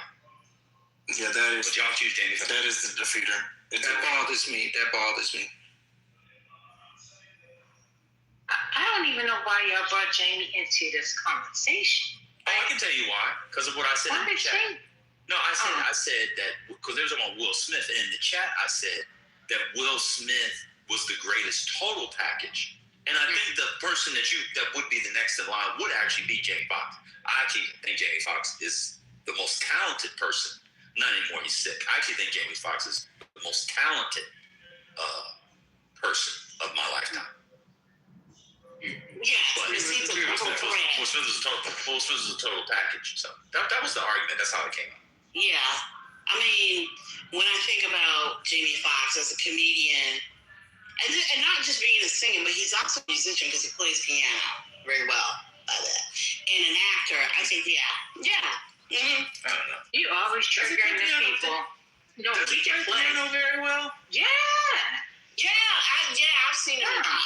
Yeah. Does he play piano very well, or does he play block chords? Does he play piano very well? He has a limited for an actor. Yeah, for an actor. I'm not saying he's the best piano player in the world. I'm just saying he plays the piano well for him, I guess, if that makes sense. But I mean, he can play. I've seen him live. So there's that. When he was doing live stand-up, he would play piano. So who do y'all think is the better comedian? Well, between those two? Yeah. Between the two of them? Will Smith is not a comedian. He's funny. You mean like stand-up comedian or just comic? It just kind of funny a little bit. Comedian or comic actor? What you mean? Comic actor is probably better because I don't think Will Smith never did stand-up. No. I don't know. I mean, Jamie Foxx probably gets it. Will Smith was very funny when he did comedy. Yeah, he's funny. Oh yeah, he's a funny guy. He's a funny person, yeah. He was very funny, and I mean and this goes to IM's point, a lot of Jamie Foxx's comedy is nigga minstrel comedy. I got Wanda, it's just like, a lot of it is a little nigga minstrel. Yeah, bring that infinity in. Oh. But what has Jamie Foxx done in terms of comedy movies? I mean, I know he has them. I'm just thinking. I don't think he really has them, does he? Does he really have comic movies? Yeah, I mean. I can't name any. I name one. No, it's always been some cop, FBI agent. With Tommy Davidson, I can't think of the name, but. President of the United States. I don't. You have to search. Oh yeah, Booty Call and Sprung. Yeah, he did. That's right. Yeah, he did. I was getting ready to say. Now I may not have watched them, but I do know he was in them, and they were comedic roles. Yeah. Sprung. That was the one with Tommy Davidson, I think. That was Booty Call. Yeah. Well, that was Booty Call. And what's his name was in it too? Bernie Mac. Well, Booty Call is so important. Booty Call as a movie is so important because it actually helps spring forth a black feminist thought. it was inspirational to Patricia Hill Collins. She talks about it. She writes about it. She includes it in her analysis of Black women's ways of knowing. God bless America First. He also did, what was that? Most of y'all won't forget. There was another, so he was good in Django, but But I think, I think most people, I don't know if there's like a signature thing about Jamie Foxx in the movie that would have necessarily, I think they could have found somebody else that would have been good. The Great White Hype, but he wasn't really, it was a comedy, but it wasn't like Django. No, The Great White Hype, when he played the boxer with Damon, what was it, Damon Wayans was in that, and Samuel Jackson when he was. I'm sorry, Brother. What movie was Brother talking about? I'm sorry. I'm talking about Django. Oh yeah, they wrote it for Will Smith. Yeah. Okay, yeah. That's what I was saying. I didn't necessarily think that it was like. I thought it was just good writing, and they could have had a really good actor. Okay, yeah. Yeah, he refused that role, didn't he? He refused to play it. Yeah. No, the big one for Jamie Foxx is What the foundation? What is this? Well, it's Ray, right? It's Ray. Yeah, He won an Oscar. Yeah. Yeah, for me, it's Ray and also Collateral. If y'all haven't seen Collateral is and Tom Cruise is fantastic. It's a great story. I haven't watched it in a long time. I might have to rewatch it. Yeah. That's Michael Mann. It's great. Michael Mann, and he also did Miami Vice too. It's great. It's a great case. Yeah, we're not gonna count that Miami Vice could have gone the way of not ever being made. I mean, I give it credit because it hit the ground running like we already knew it. It didn't start from scratch. So I appreciate that he wasn't like trying to like redefine it. Like, here's who these two guys are. It's like we already shot a series. So in that way, it was a good storyline. It hit the ground running because it was cocaine induced. So they were wired. Yeah, that's not right. Now, I haven't seen They Clone Tyrone, but I heard that was a good movie. Yeah, he was good in that. And who was the actress that was in it too? They had good chemistry together. So yeah, when he plays the pimp, he was funny in that. Tiana Paris. Yes, they had great back and forth in the film. So yeah.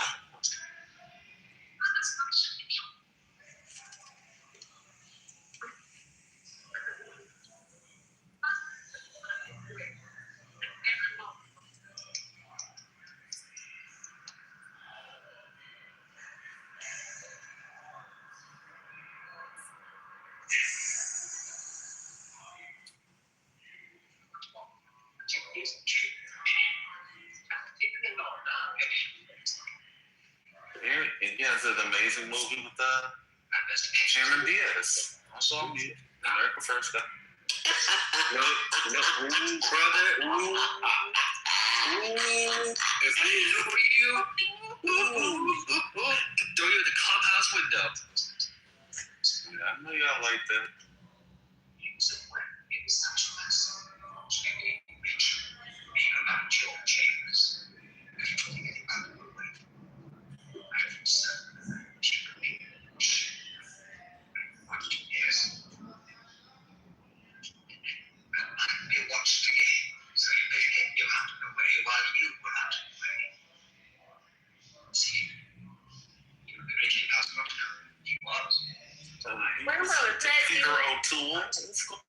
Yes, Rambo, is that you?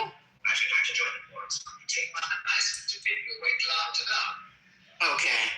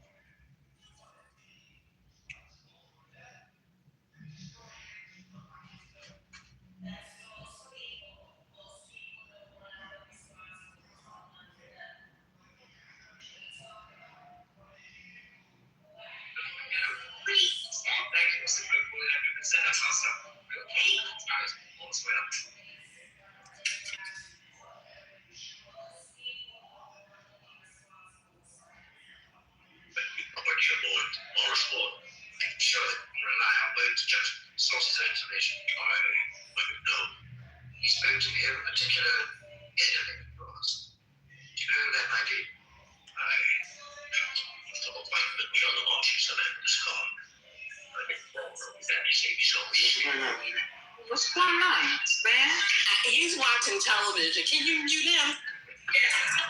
Can we figure out what it is first? Golly.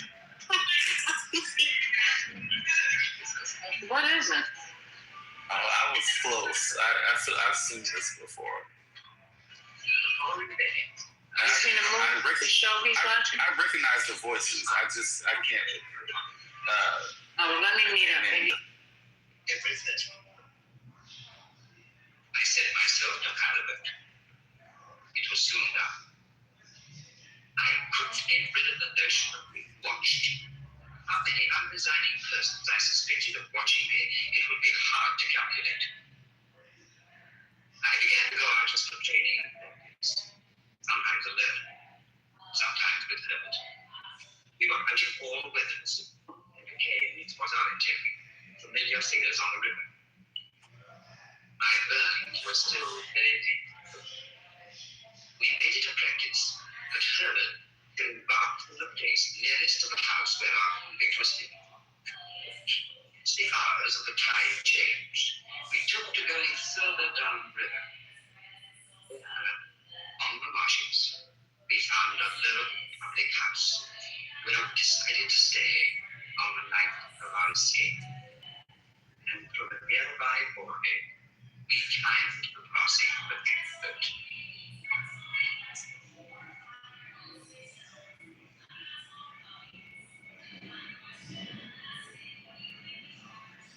Anyway, what else is on?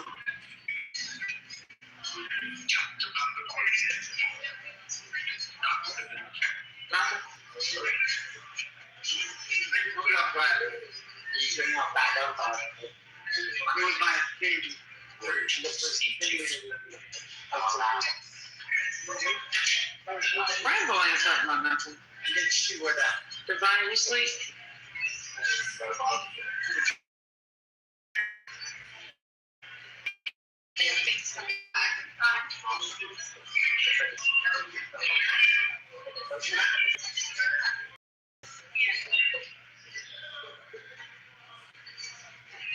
Speaking of sound, where you at, First Lady?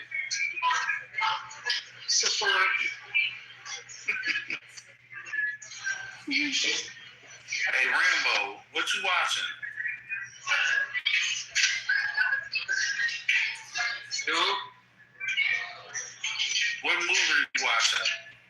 Oh, damn. I just came back to the TV. I was out of the room. This is some classic shit. Hold on, I'll tell you. Great Expectations. Yes, Great Expectations. I had a feeling that's what that was. Thank you, guys. I'm sorry. I was getting dressed. Pardon me, I was off mute. Thank you, guys. No worries. Y'all could have heard some crazy shit. All right. Thank you, guys. That's crazy. I thought it was. I think Sherry won. I don't think you won. Ma'am, I'm not about winning. I've already lost, which is why I have a pink ticket. I've lost. I'm okay. My brother, please. I've accepted my fate. I'm going on mute. Please take care of that, brother. I appreciate it. I really do. It's on me for all that. That's really performative at this point. Very well. It's beyond you. Well, ma'am, apparently not. Being performative is a part of who I am. Oh, what she say? What did you say, sir? It's a burden I must carry. A cross I must bear. Hello. My scarlet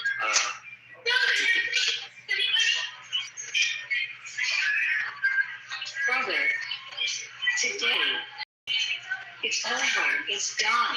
It's finished. He hung his head. So nobody can use that. It's done. Yes. Nobody else. Yeah. I'm trying to figure out whether I want this one or the 8 neutral. What?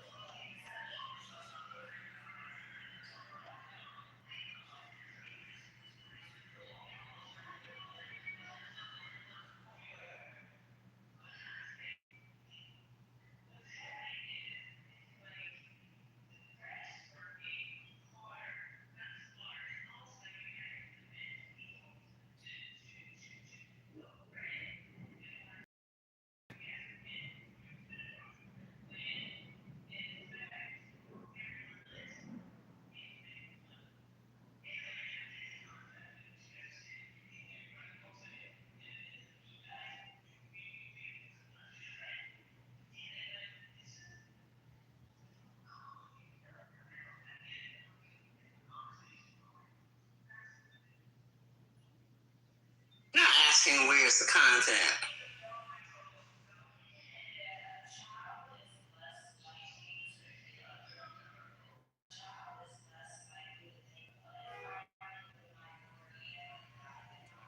Wow, he would ask a stage full of black people, where's the content? That's insane. Right, like we work for him. Like we work for him.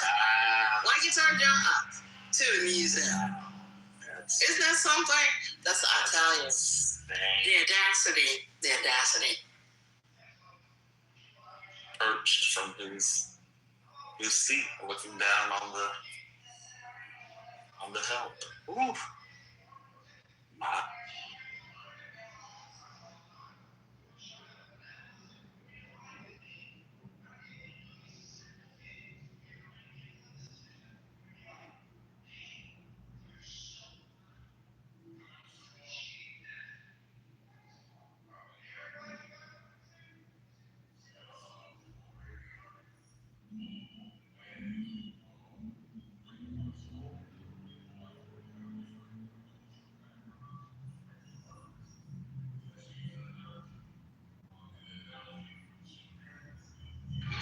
Hello?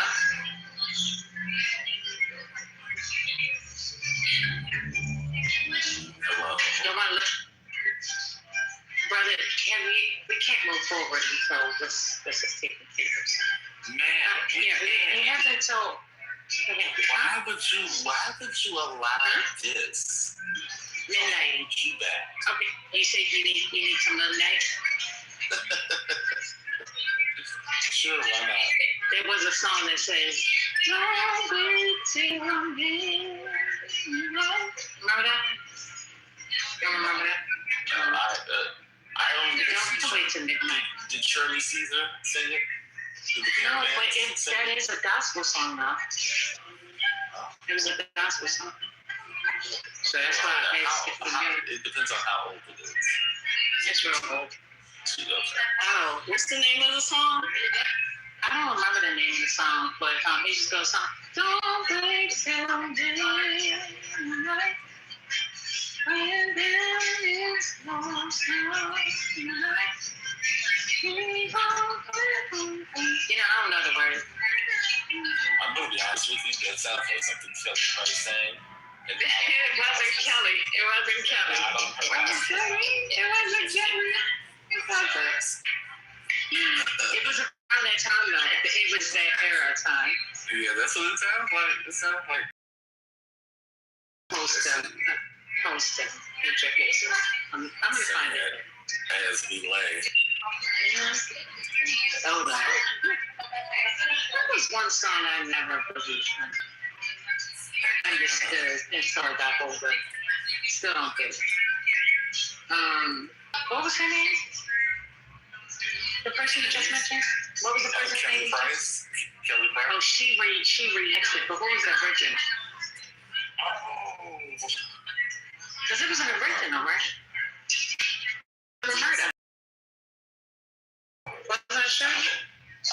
Yeah, it was. It was Shirley Murdoch. Thank you, Sherry. Thank you, Sherry. I hope you remember people's names. Dan, are you there?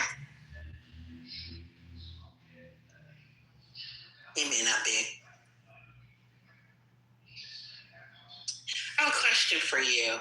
Have you listened to the latest new books in African American studies?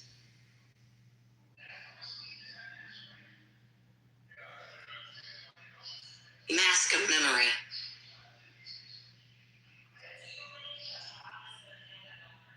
You should listen to it.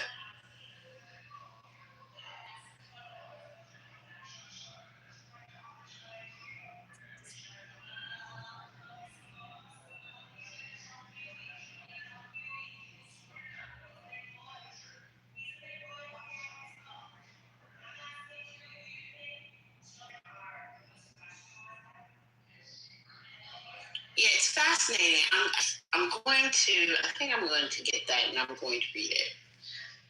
I think the author's name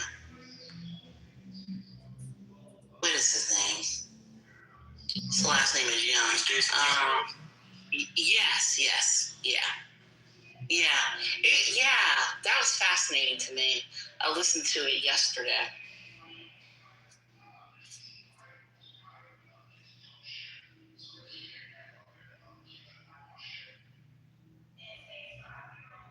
Yeah, I look forward to it. That's one of my I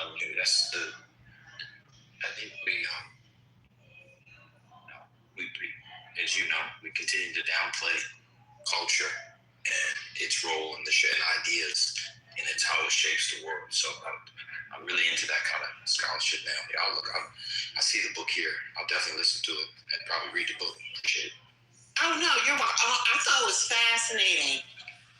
I just thought it was fascinating. I'm like, I need to read this book because I think, yes, because we do downplay the idea of cultural production.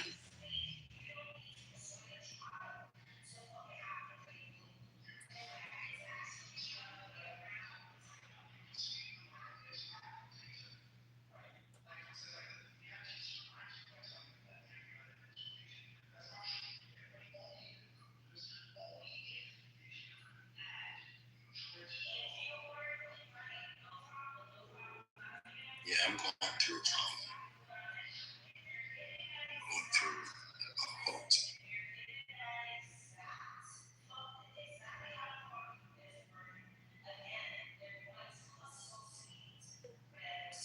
Going through, well, it doesn't matter what group, but yeah, it looks good. It looks very interesting. People sort of,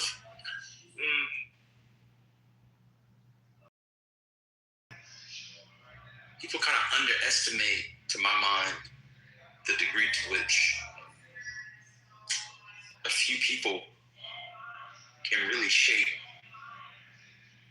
not only ideas, memory, the war, something like the Civil War that book's about. It really does not take a lot of people. It just takes the right organs and institutions to do so. I was going through this Fires Upon Us book again this week or something, and it's fascinating the degree to which, like, the modern conservative movement that Buckley et al. Founded in the 50s is it was like 10 people. It really is. I mean, I look forward to it. What stood out from it, Sherry? What was the thing about it you were saying? Well, the standout for me, because he mostly talks about South Carolina and how they shaped the memory of slavery. Right? After the war or contemporary period? Well, after the war, because he's in the 1920s, and what white people were doing with, in terms of memory of, enslaved people, and how they do it through literature and art. And what piqued my interest was when he brought up Porgy and Bess, because that was a book, right? And it's written and it's a white person. His name is DuBois. I think it's DuBois Haywood, right? And his wife, right? And which, in my mind, I said we still need that history of Porgy and Bess, because I think it does shape culture. It does shape the idea of how not just Gone with the Wind and, Birth of a Nation, but we don't think about Porgy and Bess, right? And how that is shaped through by white people. He even brought up this society of, I think it's called the Society of Preservation of Spirituals. Have you ever heard of that society? It comes out and it's founded in South Carolina in Charleston. It's not ringing a bell. I may have heard it at some point, but I don't know. Well, yes, and they believed, this was the idea, that they believed that, it should be reserved, and they thought the founders believed that, the blues and the jazz was not the thing. We should preserve the spirituals, right? And then when you take a deeper look, this is founded by white people. It's a white organization. And they believe that the spirituals should be preserved. Not because, and also it should be preserved, and they believe that Black people were not the ones to do it. They should do it. Fascinating conversation. I'm like, yes. Mm-hmm. And that was the thinking during the 1920s, right? When you talk about writers, it makes me think about Porgy and Bess in a different way, right? Well, I always thought about it in a different way. Yes, I still love the music, but also that organization helps pay for Porgy and Bess to go into production.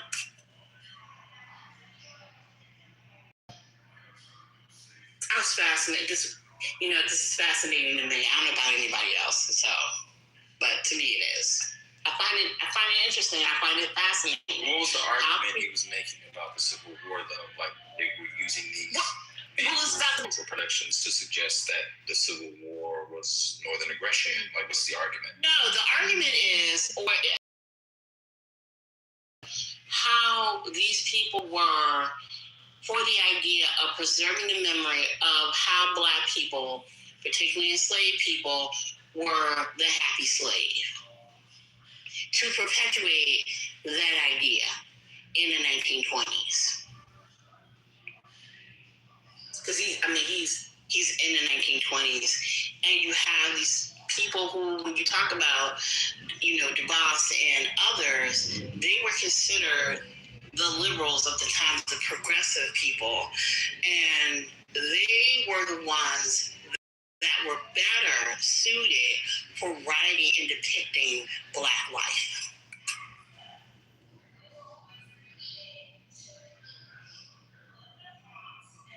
And they felt that even Black writers at the time, they didn't feel the powers that be.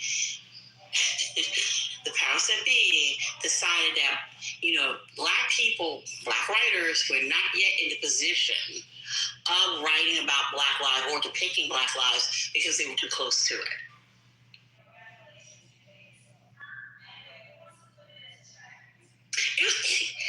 That was a fascinating conversation, and I want to read this now. I really want to read this book.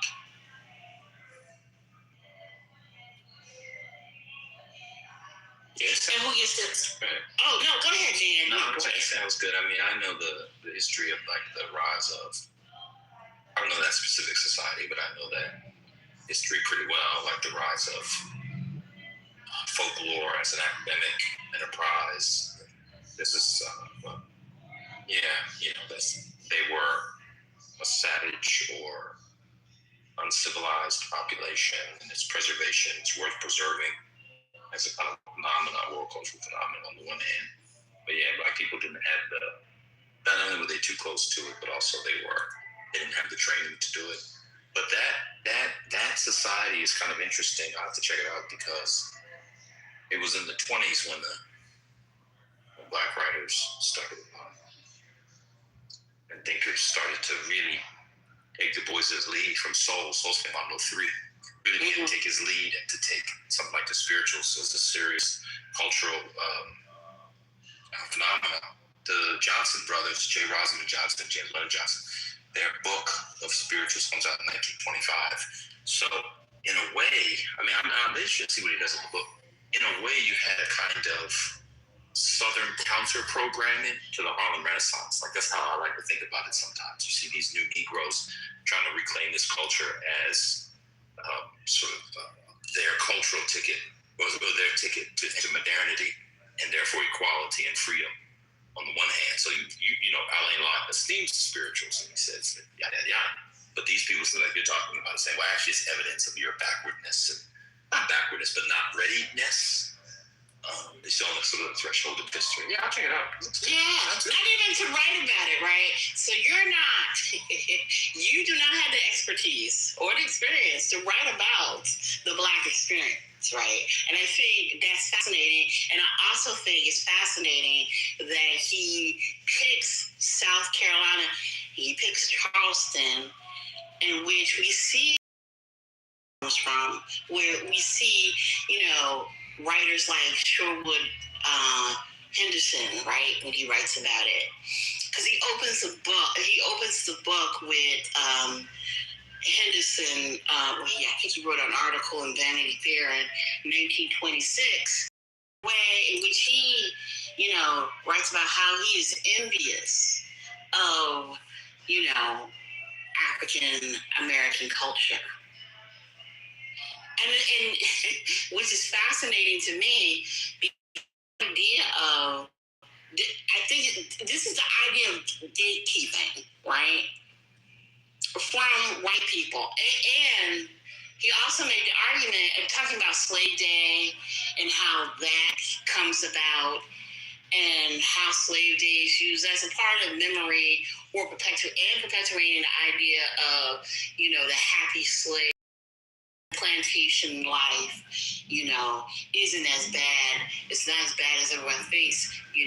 We're all big, one happy family, and they were happy. They didn't complain, and it perpetuates that idea, right? But he does talk about it from the cultural production perspective. And I think that's the thing that's fascinating, because, culture is used to move those ideas forward. And people underestimate it. And yeah. So you should check it out. I thought it was fascinating. I thought it was a fascinating conversation.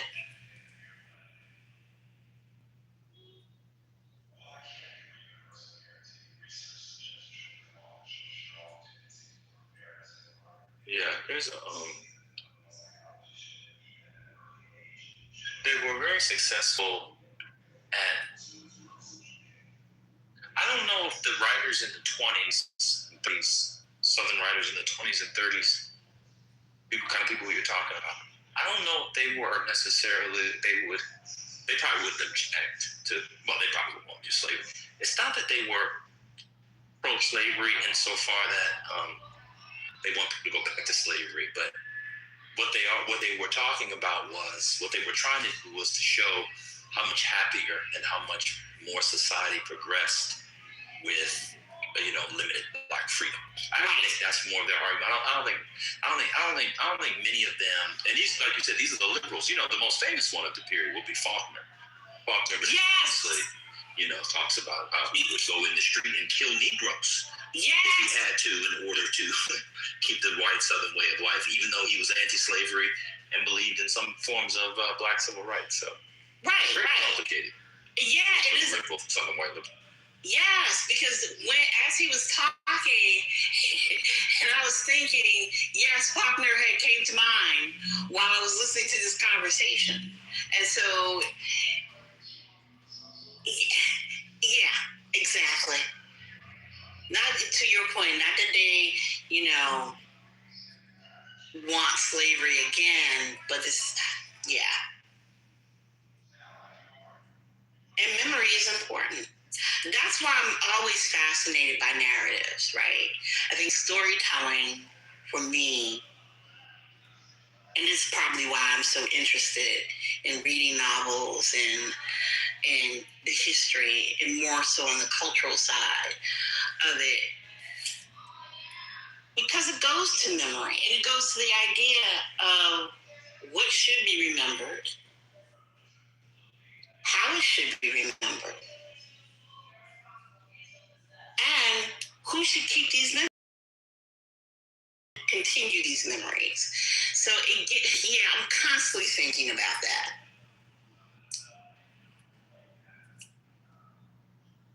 By losing the war, You know, there's a thing where, like, when you win a thing, and you keep moving. Hold on 1 second. Oh, come on.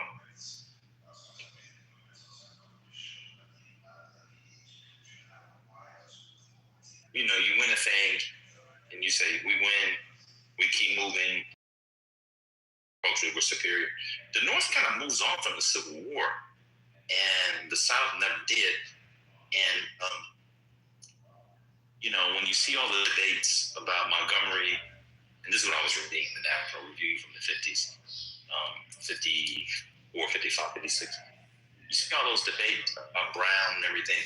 They're really talking about the Civil War and reinventing it in particular kinds of ways. Yes. And the cultural piece is probably, you know, it's probably the most effective on the everyday Southerner. Mm-hmm. And in some ways, that's the source of Southern power. It's obviously not economy. It's culture, and through the culture, that's how they get political power. And the conservatives of the North, the founders of the conservative movement, Buckley and all his people, you know, I forget his professor at Yale. There was one particular professor at Yale. There was a very important guy at U Chicago. He wrote a book called, what's the name of the book? I can't remember the name of the book, but he had a column. They were not. There was one guy, I think maybe Patrick was his name. He was a newspaper writer in Virginia. But the point I'm trying to make is a lot of these people that feed the culture, although the guy you're talking about, the book you're talking about, he's talking to the South. A lot of the people that revive the South actually aren't Southerners. And, you know, Buckley's obviously from the Northeast, from New England, Connecticut, what have you. And so the way they can do that is through, like you said, through culture, but also memory and creating new memories. Yes. Of those times, which they just oftentimes make up out of whole cloth. The other thing that they do, well, yes, I'll leave there. But yeah, I look forward to reading the book because I don't think people realize how much a country this big is really controlled. These sort of memories are really controlled by a small set of people. It really is these little societies and people have vested interest. Yes. Yes, and when I think about this too, it is not so much about the past. Yes, the past is important, but they're always thinking about the present. It's about the present. It's not so much about, yes, they use the past. The use of the past is important to frame the present. So they're always thinking, that's what they're up to me in my mind. I could be wrong, but this is how I'm thinking about it. They are always thinking about the present, and they're using that past to create something that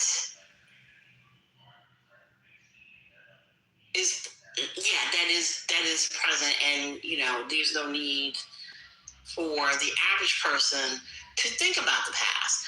I look at Westerns that way. When I watch Westerns from the 30s, 40s, and 50s, and even the TV Westerns, it's not about the past, it's about...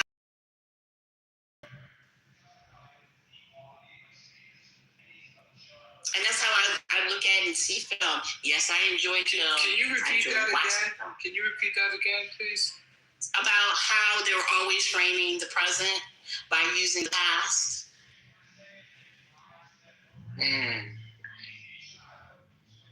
You know, I thought about that. Like, the present is literally a present. The present is an actual gift. It's the present. But this is a gift. Right now, it's a gift. It's a present.